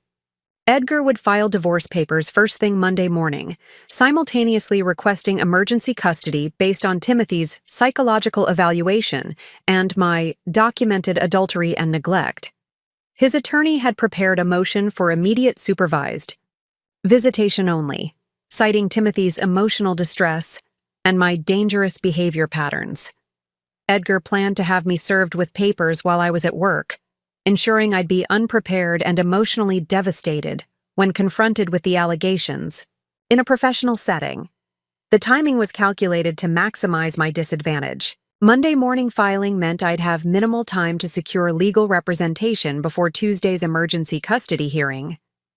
Edgar's team had already scheduled witnesses, submitted evidence, and prepared testimony while I would be scrambling to understand what was happening. Most cunningly, Edgar had arranged for Yvette to be working late Monday evening, giving him an alibi for not being home when I received the papers. He would return home Tuesday morning to a wife who'd been served with divorce papers and stripped of custody rights, positioning himself as the concerned father, protecting his son from an unstable mother. Edgar's financial endgame was even more ruthless than his custody manipulation. On Monday morning, simultaneously with filing divorce papers, Edgar planned to freeze our joint accounts by claiming I had been making unauthorized transfers that threatened our marital assets. This wasn't just about hiding money. Edgar was planning to leave me without access to funds for legal representation or basic living expenses. By Tuesday morning, I would be facing divorce papers, custody loss, and complete financial isolation all at once. The business accounts would be frozen pending forensic accounting investigation of my alleged financial misconduct. Edgar had created false documentation suggesting I'd been embezzling from Morrison Development, making it appear that my legitimate business involvement was actually theft. Even more devastating, Edgar had prepared to claim that I'd been using business funds to support my supposed affair with Gordon Hayes. Credit card charges for my gym membership, personal training sessions, and even new workout clothes were being reframed as evidence that I was spending marital assets on an adulterous relationship. Edgar's plan extended beyond legal and financial destruction to complete social isolation. He'd been laying groundwork for months to ensure that when his allegations became public, I would lose all community support. Conversations with our friends and neighbors had been subtly poisoned with hints about my changed behavior and concerning priorities. Edgar had planted seeds suggesting I was becoming unstable, selfish, and distant from Timothy. When the divorce allegations became public, these friends would nod knowingly, remembering Edgar's subtle warnings about my psychological deterioration. Edgar had even contacted my supervisor at the animal shelter, expressing concern about my increasing emotional volatility and suggesting I might need professional help. When the divorce papers alleged psychological instability, my volunteer work, which I thought was an asset, would become additional evidence of my supposed mental health decline. The isolation strategy was designed to ensure I'd have no emotional or practical support during the most devastating period of my life. Friends who might have helped with childcare, emotional support, or even financial assistance had been systematically turned against me through Edgar's patient manipulation. Edgar's ultimate strategy was positioning himself as the perfect victim, a devoted father and successful businessman who'd been betrayed by an unstable, adulterous wife who was psychologically damaging their innocent child. Every element of his plan supported this narrative. His affair with Yvette would be reframed as a support relationship, with a caring colleague who'd helped him cope with his wife's betrayal and emotional abuse. His financial manipulation would be characterized as protecting family assets from a spouse who was spiraling out of control. His coaching of Timothy would be described as helping a confused child process his mother's abandonment. Edgar had created a comprehensive alternative reality where he was the hero protecting his son from a dangerous mother, rather than the criminal systematically destroying his family for financial gain. This narrative was so carefully constructed that even people who knew me well might question their perceptions when confronted with Edgar's evidence. But Edgar's perfect crime had one fatal flaw. He'd revealed his entire strategy while I was listening, and I had the technological skills to document every aspect of his criminal conspiracy. His elaborate lies were about to become the evidence for his own destruction. I had less than 72 hours to turn Edgar's weapons against him. Saturday morning, while Edgar took Timothy to what he claimed was a father-son breakfast, but was likely another coaching session, I made my first strategic move to build the alliance network I'd need to survive Edgar's assault. My first call was to Gordon Hayes, my personal trainer, who had no idea he was being used as the centerpiece of Edgar's adultery allegations. "Gordon, this is Stella Morrison," I began, sitting in my car outside a coffee shop 20 minutes from home. "I need to meet with you today about something urgent that affects both of us." Gordon's voice carried immediate concern. "Is everything okay? You sound stressed." "My husband is planning to accuse me of having an affair with you in divorce proceedings. I need your help to document that our relationship has been completely professional." The silence stretched long enough that I worried the call had dropped. Then Gordon's voice returned, tight with anger. "That's insane. We've never been alone together except during training sessions in a public gym. Every interaction we've had has been witnessed by other trainers and gym members. I know that, and you know that, but Edgar has been creating a false narrative for months. I need you to help me document the truth before he files papers on Monday morning." Gordon agreed to meet me immediately at Elite Fitness, where we spent 2 hours gathering evidence that would demolish Edgar's adultery claims. The gym's security cameras had recorded every training session, showing clearly professional interactions with no inappropriate contact. The front desk staff provided written statements about my punctual arrivals and departures, always alone, never staying longer than scheduled sessions. Most importantly, Gordon's training logs documented every session with detailed notes about exercises, progress, and professional observations.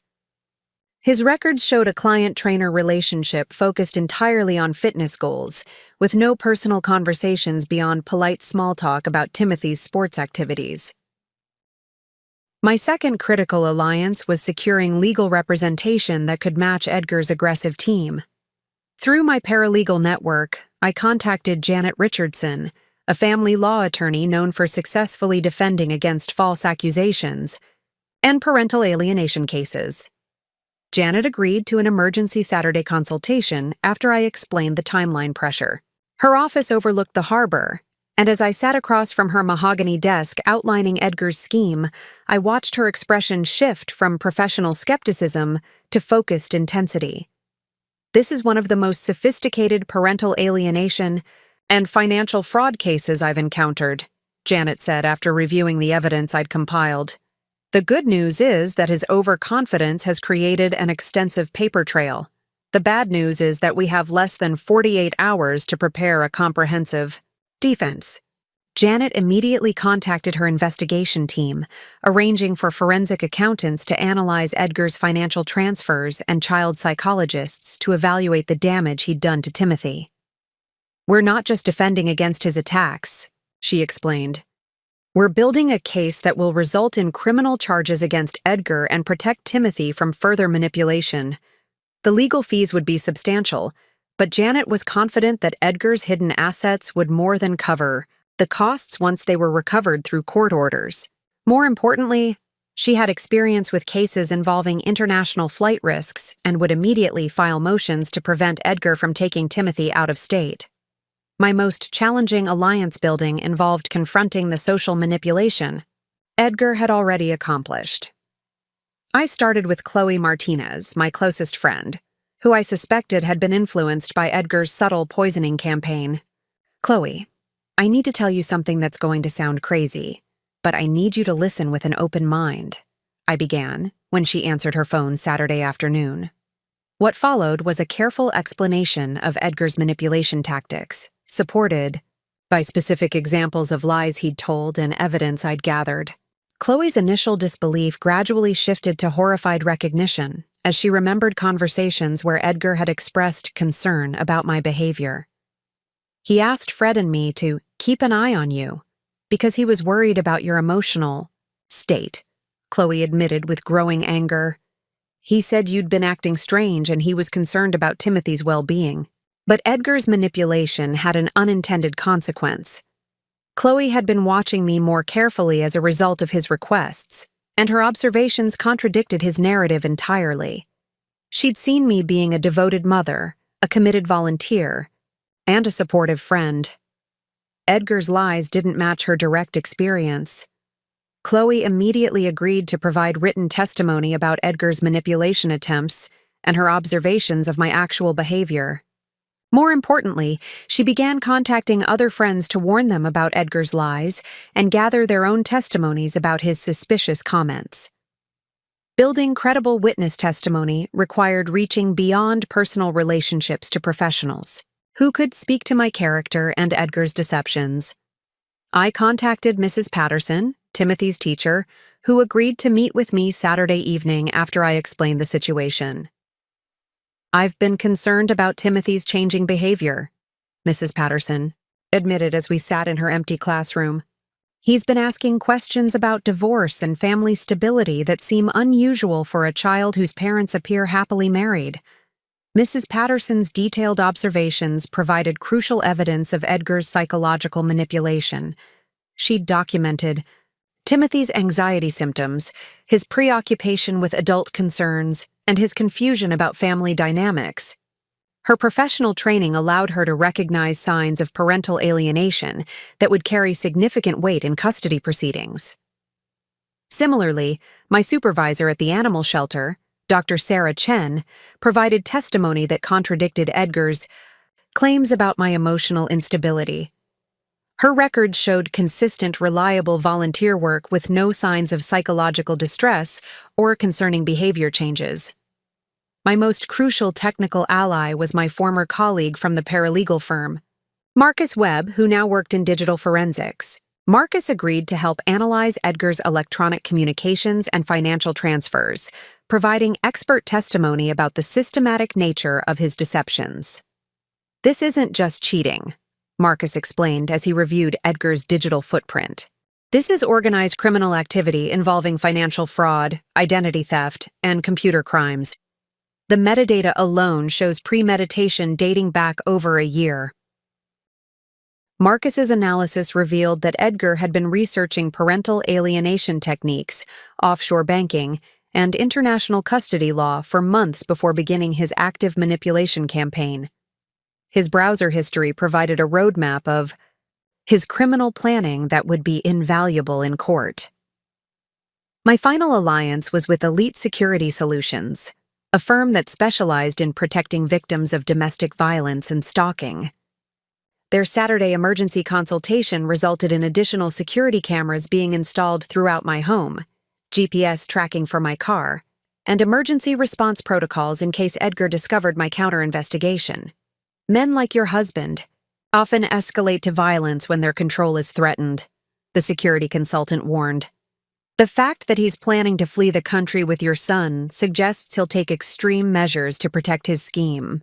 The security team also provided me with encrypted communication devices and secure cloud storage systems that Edgar couldn't access or monitor. They coordinated with Janet Richardson's legal team to ensure all evidence collection met court standards and would be admissible in proceedings. By Saturday evening, I had transformed from an isolated victim into the center of a professional support network prepared to expose Edgar's crimes and protect Timothy from further psychological damage. Edgar thought he was launching a surprise attack against a defenseless woman. Instead, he was about to face a coordinated defense that would turn his own weapons against him and expose him as the criminal he'd always been. Saturday night, while Edgar believed I was attending an emergency shelter meeting about the upcoming fundraising gala, my newly assembled team gathered in Janet Richardson's law office for what we called Operation Truth Shield. The conference room had been transformed into a command center with whiteboards covering every wall, displaying timelines, evidence categories, and Edgar's planned attack sequence. Janet had invited key members of our response team: Marcus Webb, with his digital forensics equipment, Dr. Patricia Vance, who specialized in parental alienation cases, and Detective Ray Chen from the Financial Crimes Unit, who'd agreed to consult on the criminal aspects of Edgar's scheme. The room hummed with the focused energy of professionals who understood we were preventing a devastating injustice. "Edgar's plan has 3 phases, Janet began, pointing to the timeline on the main whiteboard. Phase 1 is Sunday's psychological evaluation designed to create professional validation for his lies. Phase 2 is Monday morning's legal ambush, with divorce papers and emergency custody motions. Phase 3 is the financial isolation that prevents Stella from mounting an effective defense. Our counter-strategy needed to dismantle each phase while simultaneously building our own offensive case. "We're not just defending," Janet emphasized. "We're launching our own coordinated attack that will expose Edgar's criminal conspiracy and protect Timothy from further psychological damage." Our most immediate challenge was neutralizing Dr. Fleming's biased psychological evaluation scheduled for Sunday afternoon. Dr. Vance had researched Fleming's history and confirmed our suspicions.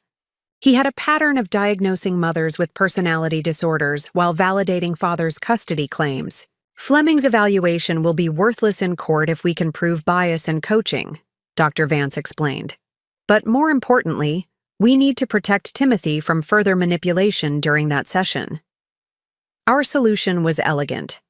I would exercise my parental right to have a second psychologist present during Fleming's evaluation. Dr. Vance would attend as my advocate, recording the session and documenting any leading questions or inappropriate coaching attempts. Fleming couldn't refuse without appearing biased, and Dr. Vance's presence would prevent him from manipulating Timothy's responses. Additionally, Marcus had discovered that Fleming's office used cloud-based recording systems for session documentation. With proper legal warrants that Janet was preparing to file first thing Monday morning, we could access Fleming's recordings of previous sessions with other children. potentially exposing a pattern of bias that would discredit his entire practice. But our most powerful weapon was Timothy himself. Dr. Vance would conduct her own independent evaluation immediately after Fleming's session, documenting the differences between Timothy's natural responses and his coached answers. This would provide direct evidence of Edgar's manipulation techniques. Edgar planned to surprise me with divorce papers Monday morning, but our team was preparing to file our own paperwork that would turn his surprise attack into a courtroom disaster. Janet had been working with an emergency court schedule to ensure our motions would be filed simultaneously with Edgar's, creating a legal collision that would expose his lies immediately. Our emergency filings included a motion for protective custody based on Edgar's psychological abuse of Timothy, a request for forensic accounting of all marital assets due to suspected fraud, and a criminal referral for financial crimes that Detective Chen was preparing. Edgar expected to walk into court as the wronged husband. Instead, he'd face immediate criminal investigation. The timing was crucial. Edgar's attorney had scheduled their emergency custody hearing for Tuesday morning, assuming I'd be unprepared and emotionally devastated. Instead, I'd be represented by a full legal team with evidence of Edgar's crimes, witness testimony contradicting his allegations, and professional evaluations exposing his manipulation of Timothy. Marcus had prepared a comprehensive digital presentation showing Edgar's communication patterns with Yvette, his financial transfers to hidden accounts, and his research into parental alienation techniques. The evidence would be projected in the courtroom, showing Edgar's systematic planning in undeniable detail. Edgar's plan to freeze our joint accounts and leave me financially helpless required immediate countermeasures. Janet had coordinated with a forensic accountant to trace all of Edgar's hidden transfers and identify recoverable assets before Edgar could complete his theft. Monday morning, simultaneous with our court filings, we would request emergency asset preservation orders that would freeze Edgar's hidden accounts and prevent him from accessing the stolen funds. Detective Chen's criminal investigation would provide additional legal authority to seize assets that had been obtained through fraud. Most importantly, I had quietly moved a portion of our legitimate joint savings into a separate account that Edgar didn't know existed, ensuring I could pay legal fees and maintain stability for Timothy regardless of Edgar's financial manipulation. This wasn't theft. It was protecting marital assets from a spouse who was actively stealing them. Our forensic accountant had already prepared detailed analysis showing that Edgar's business expenses were actually payments to Yvette and funding for his affair. When Edgar claimed financial hardship to justify reduced support payments, we'd present evidence showing he'd spent tens of thousands of dollars on his mistress while claiming he couldn't afford proper child support. Edgar had spent months poisoning our social circle against me, but our team was prepared to expose his manipulation campaign to the same community members he'd tried to turn into allies. Chloe had coordinated with other friends to document Edgar's concerned trolling about my behavior, creating a record of his systematic attempts to isolate me socially. Dr. Chen from the animal shelter was preparing a public statement about Edgar's inappropriate attempts to undermine my volunteer work, describing his behavior as consistent with abusive partners who try to destroy their victims' support networks. Her professional observations would carry significant weight in our community.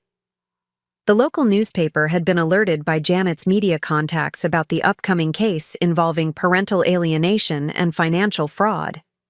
While we wouldn't comment on ongoing legal proceedings, Edgar's public reputation as a community leader would be scrutinized once his criminal behavior became public record. Our highest priority was protecting Timothy from further psychological damage, while Edgar's manipulation campaign collapsed around him. Dr. Vance had prepared age-appropriate explanations for the upcoming legal proceedings that would help Timothy understand what was happening without traumatizing him further. A family court advocate specializing in child welfare had been assigned to represent Timothy's interests independently of both parents.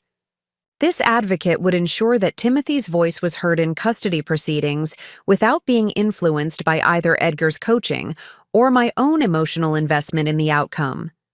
Most importantly, we'd arranged for Timothy to stay with Chloe and Fred Martinez during the initial court proceedings, removing him from the household tension while ensuring he remained with trusted family friends. This would prevent Edgar from using Timothy as an emotional weapon during the legal battle. Our comprehensive strategy transformed Edgar's planned destruction of our family into an opportunity to expose his criminal behavior and protect Timothy from future manipulation. Edgar thought he was orchestrating my downfall, but he'd actually created the evidence trail for his own prosecution. In less than 36 hours, Edgar Morrison would discover that underestimating his wife had been the greatest mistake of his criminal career. Sunday morning arrived with Edgar in an unusually good mood, humming while he made coffee and asking cheerfully about my plans for the day. He had no idea that in 12 hours, his entire criminal conspiracy would begin collapsing around him. "I'm taking Timothy to see Dr. Fleming this afternoon," Edgar announced casually, as if discussing a routine pediatric appointment. "Just a quick chat about how he's handling school stress and some questions about family dynamics." I nodded with practiced innocence, stirring my coffee while internally preparing for the intervention that would expose Edgar's manipulation in real time. "That sounds helpful. Timothy has seemed a little anxious lately." Edgar's eyes gleamed with satisfaction. In his mind, my agreement validated his narrative that I was either oblivious to Timothy's problems or complicit in causing them. What he didn't know was that Dr. Vance would be waiting at Dr. Fleming's office with legal authorization to observe the session and document every leading question, every coached response, every moment of psychological manipulation, while Edgar took Timothy to what he thought would be the final nail in my coffin. My hidden cameras captured his preparation ritual. The footage showed Edgar coaching Timothy one last time, reviewing the stories they'd practiced about Mommy's behavior, her relationship with Gordon, and her emotional distance from the family. "Remember, buddy, when the doctor asks about Mommy's moods, what do you say?" "That she gets angry a lot and doesn't want to spend time with us anymore," Timothy recited with the mechanical precision of a well-rehearsed performance. "And when he asks about her friend Gordon?" "That she talks to him on the phone and smiles more with him than with you." Edgar's manipulation was so thorough that Timothy genuinely believed these false memories were real experiences. The footage captured not just coaching sessions, but systematic psychological abuse that would result in criminal charges once presented to authorities. At 2 p.m., Edgar walked into Dr. Fleming's office expecting a compliant evaluation that would rubber stamp his custody narrative. Instead, he found Dr. Vance waiting with legal documentation requiring her presence as an independent child advocate. "Mr. Morrison," Dr. Fleming said with visible discomfort, "there's been a development. Mrs. Morrison has exercised her parental right to have an independent psychologist present during today's evaluation." Edgar's mask slipped for just a moment, a flash of panic that Dr. Vance documented in her notes. "I wasn't aware that was necessary," Edgar replied, his voice carefully controlled. "This is just a routine consultation." "Of course," Dr. Vance said smoothly. "I'm here simply to ensure Timothy's best interests are protected. Please proceed with your normal evaluation process." What followed was 2 hours of documented bias that would destroy both Dr. Fleming's credibility and Edgar's custody case. Every leading question was recorded, every coached response was noted, and every attempt to manipulate Timothy's answers was professionally documented by an expert witness. While Edgar thought he was securing his victory, Marcus Webb was in Janet, Richardson's office, compiling the digital evidence that would expose Edgar's entire criminal enterprise. Bank records, communication logs, financial transfers, and metadata created an undeniable timeline of systematic fraud and manipulation. The presentation was devastating. Edgar's affair documented through thousands of communications with Yvette, his financial theft proven through forensic accounting, his manipulation of Timothy captured on professional-grade surveillance equipment. Every lie he'd told, every dollar he'd stolen, every false memory he'd implanted in Timothy's mind was documented with courtroom-quality evidence. Detective Chen had completed his preliminary investigation and was prepared to file criminal charges Monday morning. Edgar wouldn't just lose the divorce case. He'd face prosecution for financial fraud, identity theft, child abuse, and conspiracy charges that could result in years in prison. Sunday evening, as Edgar celebrated what he believed was his final victory, I tucked Timothy into bed knowing it would be the last night my son would spend believing lies about his mother. Tomorrow, the truth would set us both free from Edgar's manipulation. "Mommy," Timothy said as I kissed him goodnight. "Are you happy?" The question broke my heart because I knew Edgar had coached him to ask it, preparing evidence that I was emotionally distant from my own child. "I'm very happy that you're my son," I answered honestly. "No matter what happens, that will never change." Edgar stood in the doorway watching this interaction, probably calculating how he could twist my words in court. He had no idea that by tomorrow evening, he'd be the one answering questions, from police detectives investigating his crimes. The trap was set. The evidence was compiled. The team was ready. Edgar Morrison's perfect crime was about to become his perfect downfall. Edgar left the house Monday morning at 8:15 a.m., briefcase in hand, wearing his best suit and the confident smile of a man about to execute the perfect crime. He kissed my cheek and told Timothy to be good for mommy, with the casual cruelty of someone who believed this would be among the last normal interactions our son would have with me. "I'll probably be late tonight," Edgar said, his voice carrying false regret. "Big day at the office, and then I have to handle some legal paperwork." He had no idea that Janet Richardson's team had been at the courthouse since 7 a.m., filing emergency motions that would turn his surprise attack into his own legal execution. By the time Edgar arrived at his attorney's office, Detective Chen was already reviewing criminal charges, and Dr. Vance was preparing her report on Sunday's psychological evaluation that exposed Dr. Fleming's bias and Edgar's coaching. At 9:47 a.m., while Edgar was probably reviewing his divorce papers one final time, his attorney received an emergency call from the court clerk. Counter motions had been filed by my legal team, criminal investigations had been initiated, and Edgar's planned 10:02 a.m. filing was about to become a courtroom ambush. I arrived at the courthouse at 10:15 a.m., flanked by Janet Richardson and Marcus Webb, carrying 3 bankers' boxes of evidence that documented every aspect of Edgar's criminal conspiracy. Edgar was waiting in the hallway outside the family court clerk's office, his face pale as his attorney whispered urgent explanations about the unexpected developments. When Edgar saw me approaching with my legal team, his confident mask finally shattered completely. The man who had spent months planning my destruction looked like he was seeing a ghost. The ghost of the wife he thought he'd already defeated. "Stella," he started, his voice carrying a tremor I'd never heard before. "I don't know what you think you're doing, but—" "I know exactly what I'm doing, Edgar," I interrupted, my voice steady and professional. "I'm protecting our son from a father who's been psychologically abusing him for months. I'm recovering the marital assets you've been stealing. And I'm ensuring that you face criminal prosecution for fraud, identity theft, and child abuse." Edgar's attorney stepped forward, trying to regain control of the situation. "Mrs. Morrison, I think there's been some misunderstanding. We're simply here to file routine divorce paperwork based on documented concerns about—" Janet Richardson cut him off with a smile that could have frozen fire. "Documented concerns?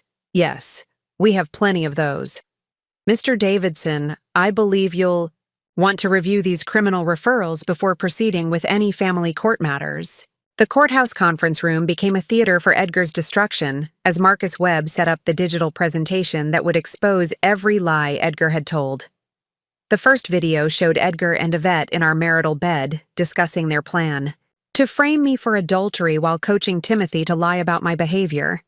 Edgar's face went white as his own voice filled the room. The kid believes every word I tell him. By the time we get to court, he'll testify that Mommy has been leaving him alone, neglecting him, and carrying on with her personal trainer.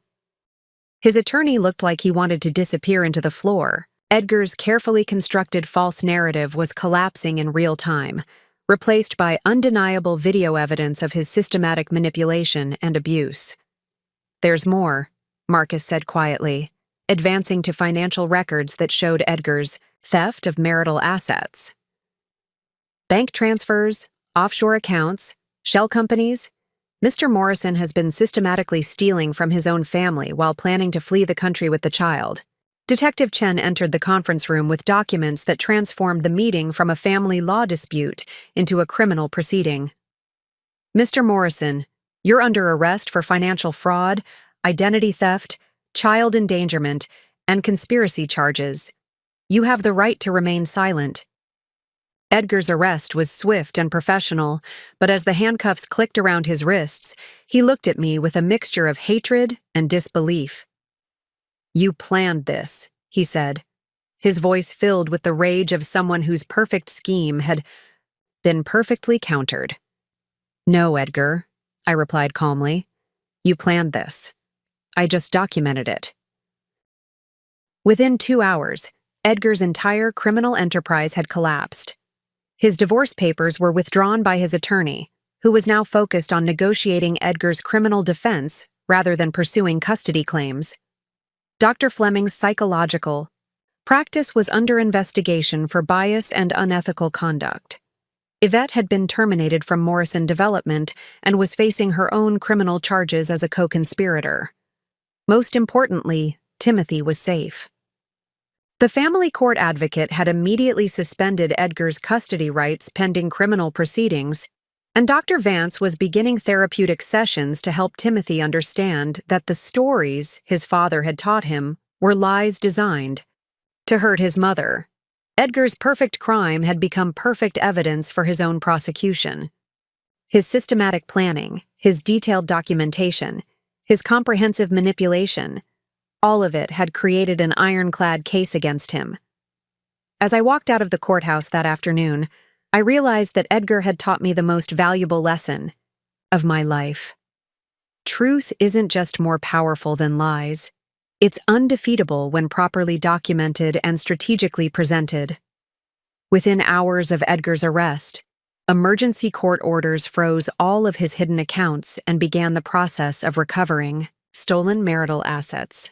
The forensic accountants Janet had hired worked with federal investigators to trace every fraudulent transfer, every shell company, every offshore account Edgar had used to hide our money. The scope of his theft was staggering: $347,000 in direct transfers to accounts I'd never known existed, another $89,000 in fabricated business expenses that had actually funded his affair with Yvette, and $156,000 in rental property income diverted to his personal use. Edgar had stolen over $500,000 from our marriage while planning to leave me financially devastated. But Edgar's meticulous record-keeping, which he'd thought would protect him from discovery, became the evidence for complete asset recovery. Every transfer was documented, every fake invoice was cataloged, every hidden account was traced back to our legitimate marital funds. The court ordered immediate restitution plus penalties that would ensure Edgar emerged from this disaster financially ruined, while I recovered everything he'd stolen, and more. Detective Chen's investigation also revealed that Edgar's insurance fraud from 2018 had never been properly investigated. The insurance company was now pursuing recovery of the $47,000 fraudulent claim, adding additional financial pressure to Edgar's mounting legal costs. Edgar's bail hearing became a showcase for the evidence against him. The prosecution presented video footage of his affair, audio recordings of his coaching sessions with Timothy, and financial documents proving systematic fraud over multiple years. The judge's expression grew increasingly stern as the presentation continued. "Mr. Morrison," the judge said during sentencing remarks, You have engaged in a pattern of criminal behavior that targeted the most vulnerable members of your own family. You manipulated your child's psychology, stole from your wife's trust, and attempted to destroy an innocent woman's life for personal financial gain. Edgar's bail was set at $500,000, far more than his available liquid assets after the asset freezes. His attorney's attempts to argue for reduced bail were dismissed when prosecutors presented evidence of Edgar's researched flight plans to Costa Rica and his history of using false identities in business dealings. Yvette's separate hearing revealed her role as more than just a mistress. She had actively participated in creating false documents, helped Edgar manipulate business records, and had been promised a percentage of stolen assets once Edgar successfully fled the country. Her cooperation with prosecutors in exchange for reduced charges provided additional evidence against Edgar. Edgar's arrest became front-page news in our local newspaper, exposing his manipulation campaign to the entire community he'd tried to turn against me. Friends who had been influenced by his subtle poisoning came forward with apologies and their own stories of his manipulative behavior. Chloe Martinez organized a support gathering that became an impromptu celebration of justice. We all thought Edgar was the perfect husband and father, she told the group. Now we realize he was just a perfect liar who was manipulating all of us. The animal shelter where I volunteered issued a public statement supporting me and condemning Edgar's attempts to undermine my character through false allegations. Dr. Sarah Chen's professional observations about Edgar's manipulative behavior were quoted in the article, providing expert validation of his abusive tactics. Dr. Fleming's psychological practice collapsed within a week of the court proceedings. Dr. Vance's documentation of his biased evaluation techniques triggered investigations by state licensing boards and professional ethics committees. Other families who had been subjected to Fleming's manipulated evaluations came forward with similar stories of coaching and bias. Fleming lost his license and faced potential criminal charges for participating in child abuse through psychological manipulation. His practice closure sent a message to other professionals who might be tempted to participate in parental alienation schemes for financial gain. Edgar's attorney, Davidson, faced his own professional sanctions for accepting a case based on fabricated evidence without proper verification. The State Bar investigated his firm's practices and found a pattern of representing clients in questionable custody cases involving false allegations. The most important justice was Timothy's liberation from Edgar's psychological manipulation.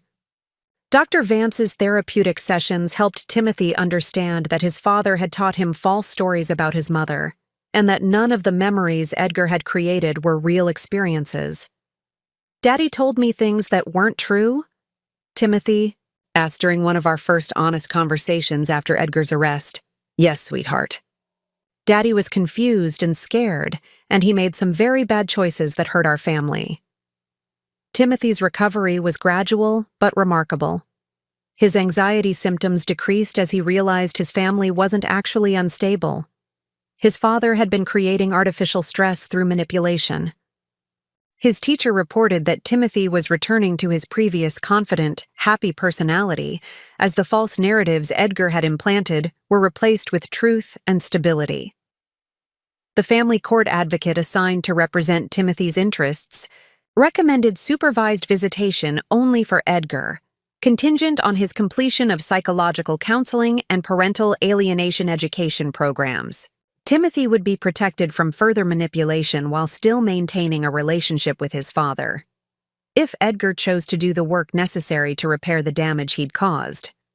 Justice had been served not through revenge, but through truth, systematically documented and professionally presented. Edgar's elaborate lies had been replaced with undeniable facts, and our family's healing could finally begin. Our house felt different now, lighter somehow, as if Edgar's lies had been a physical weight pressing down on every room.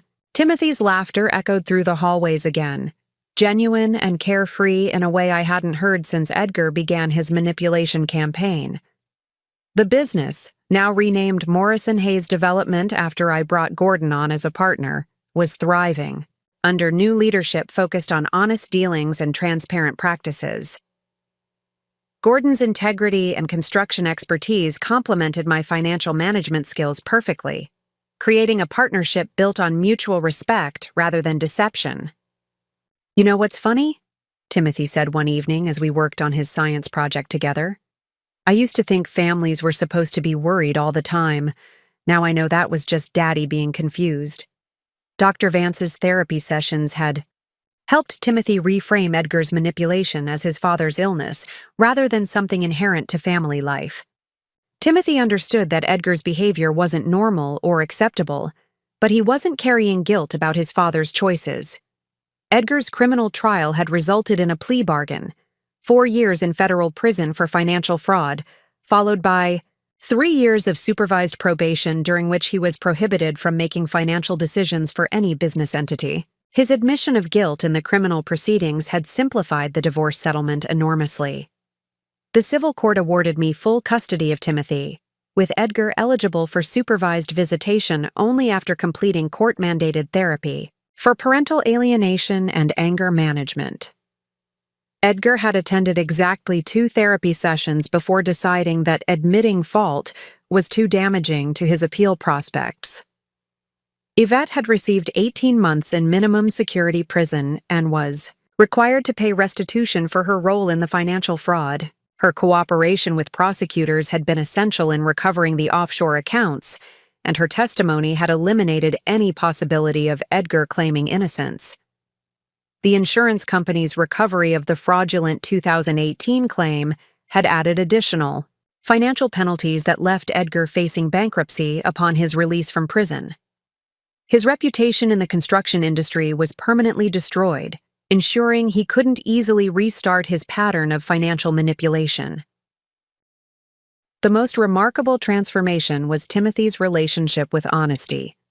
Having experienced firsthand how lies could poison a family, Timothy had developed an almost philosophical appreciation for truth-telling.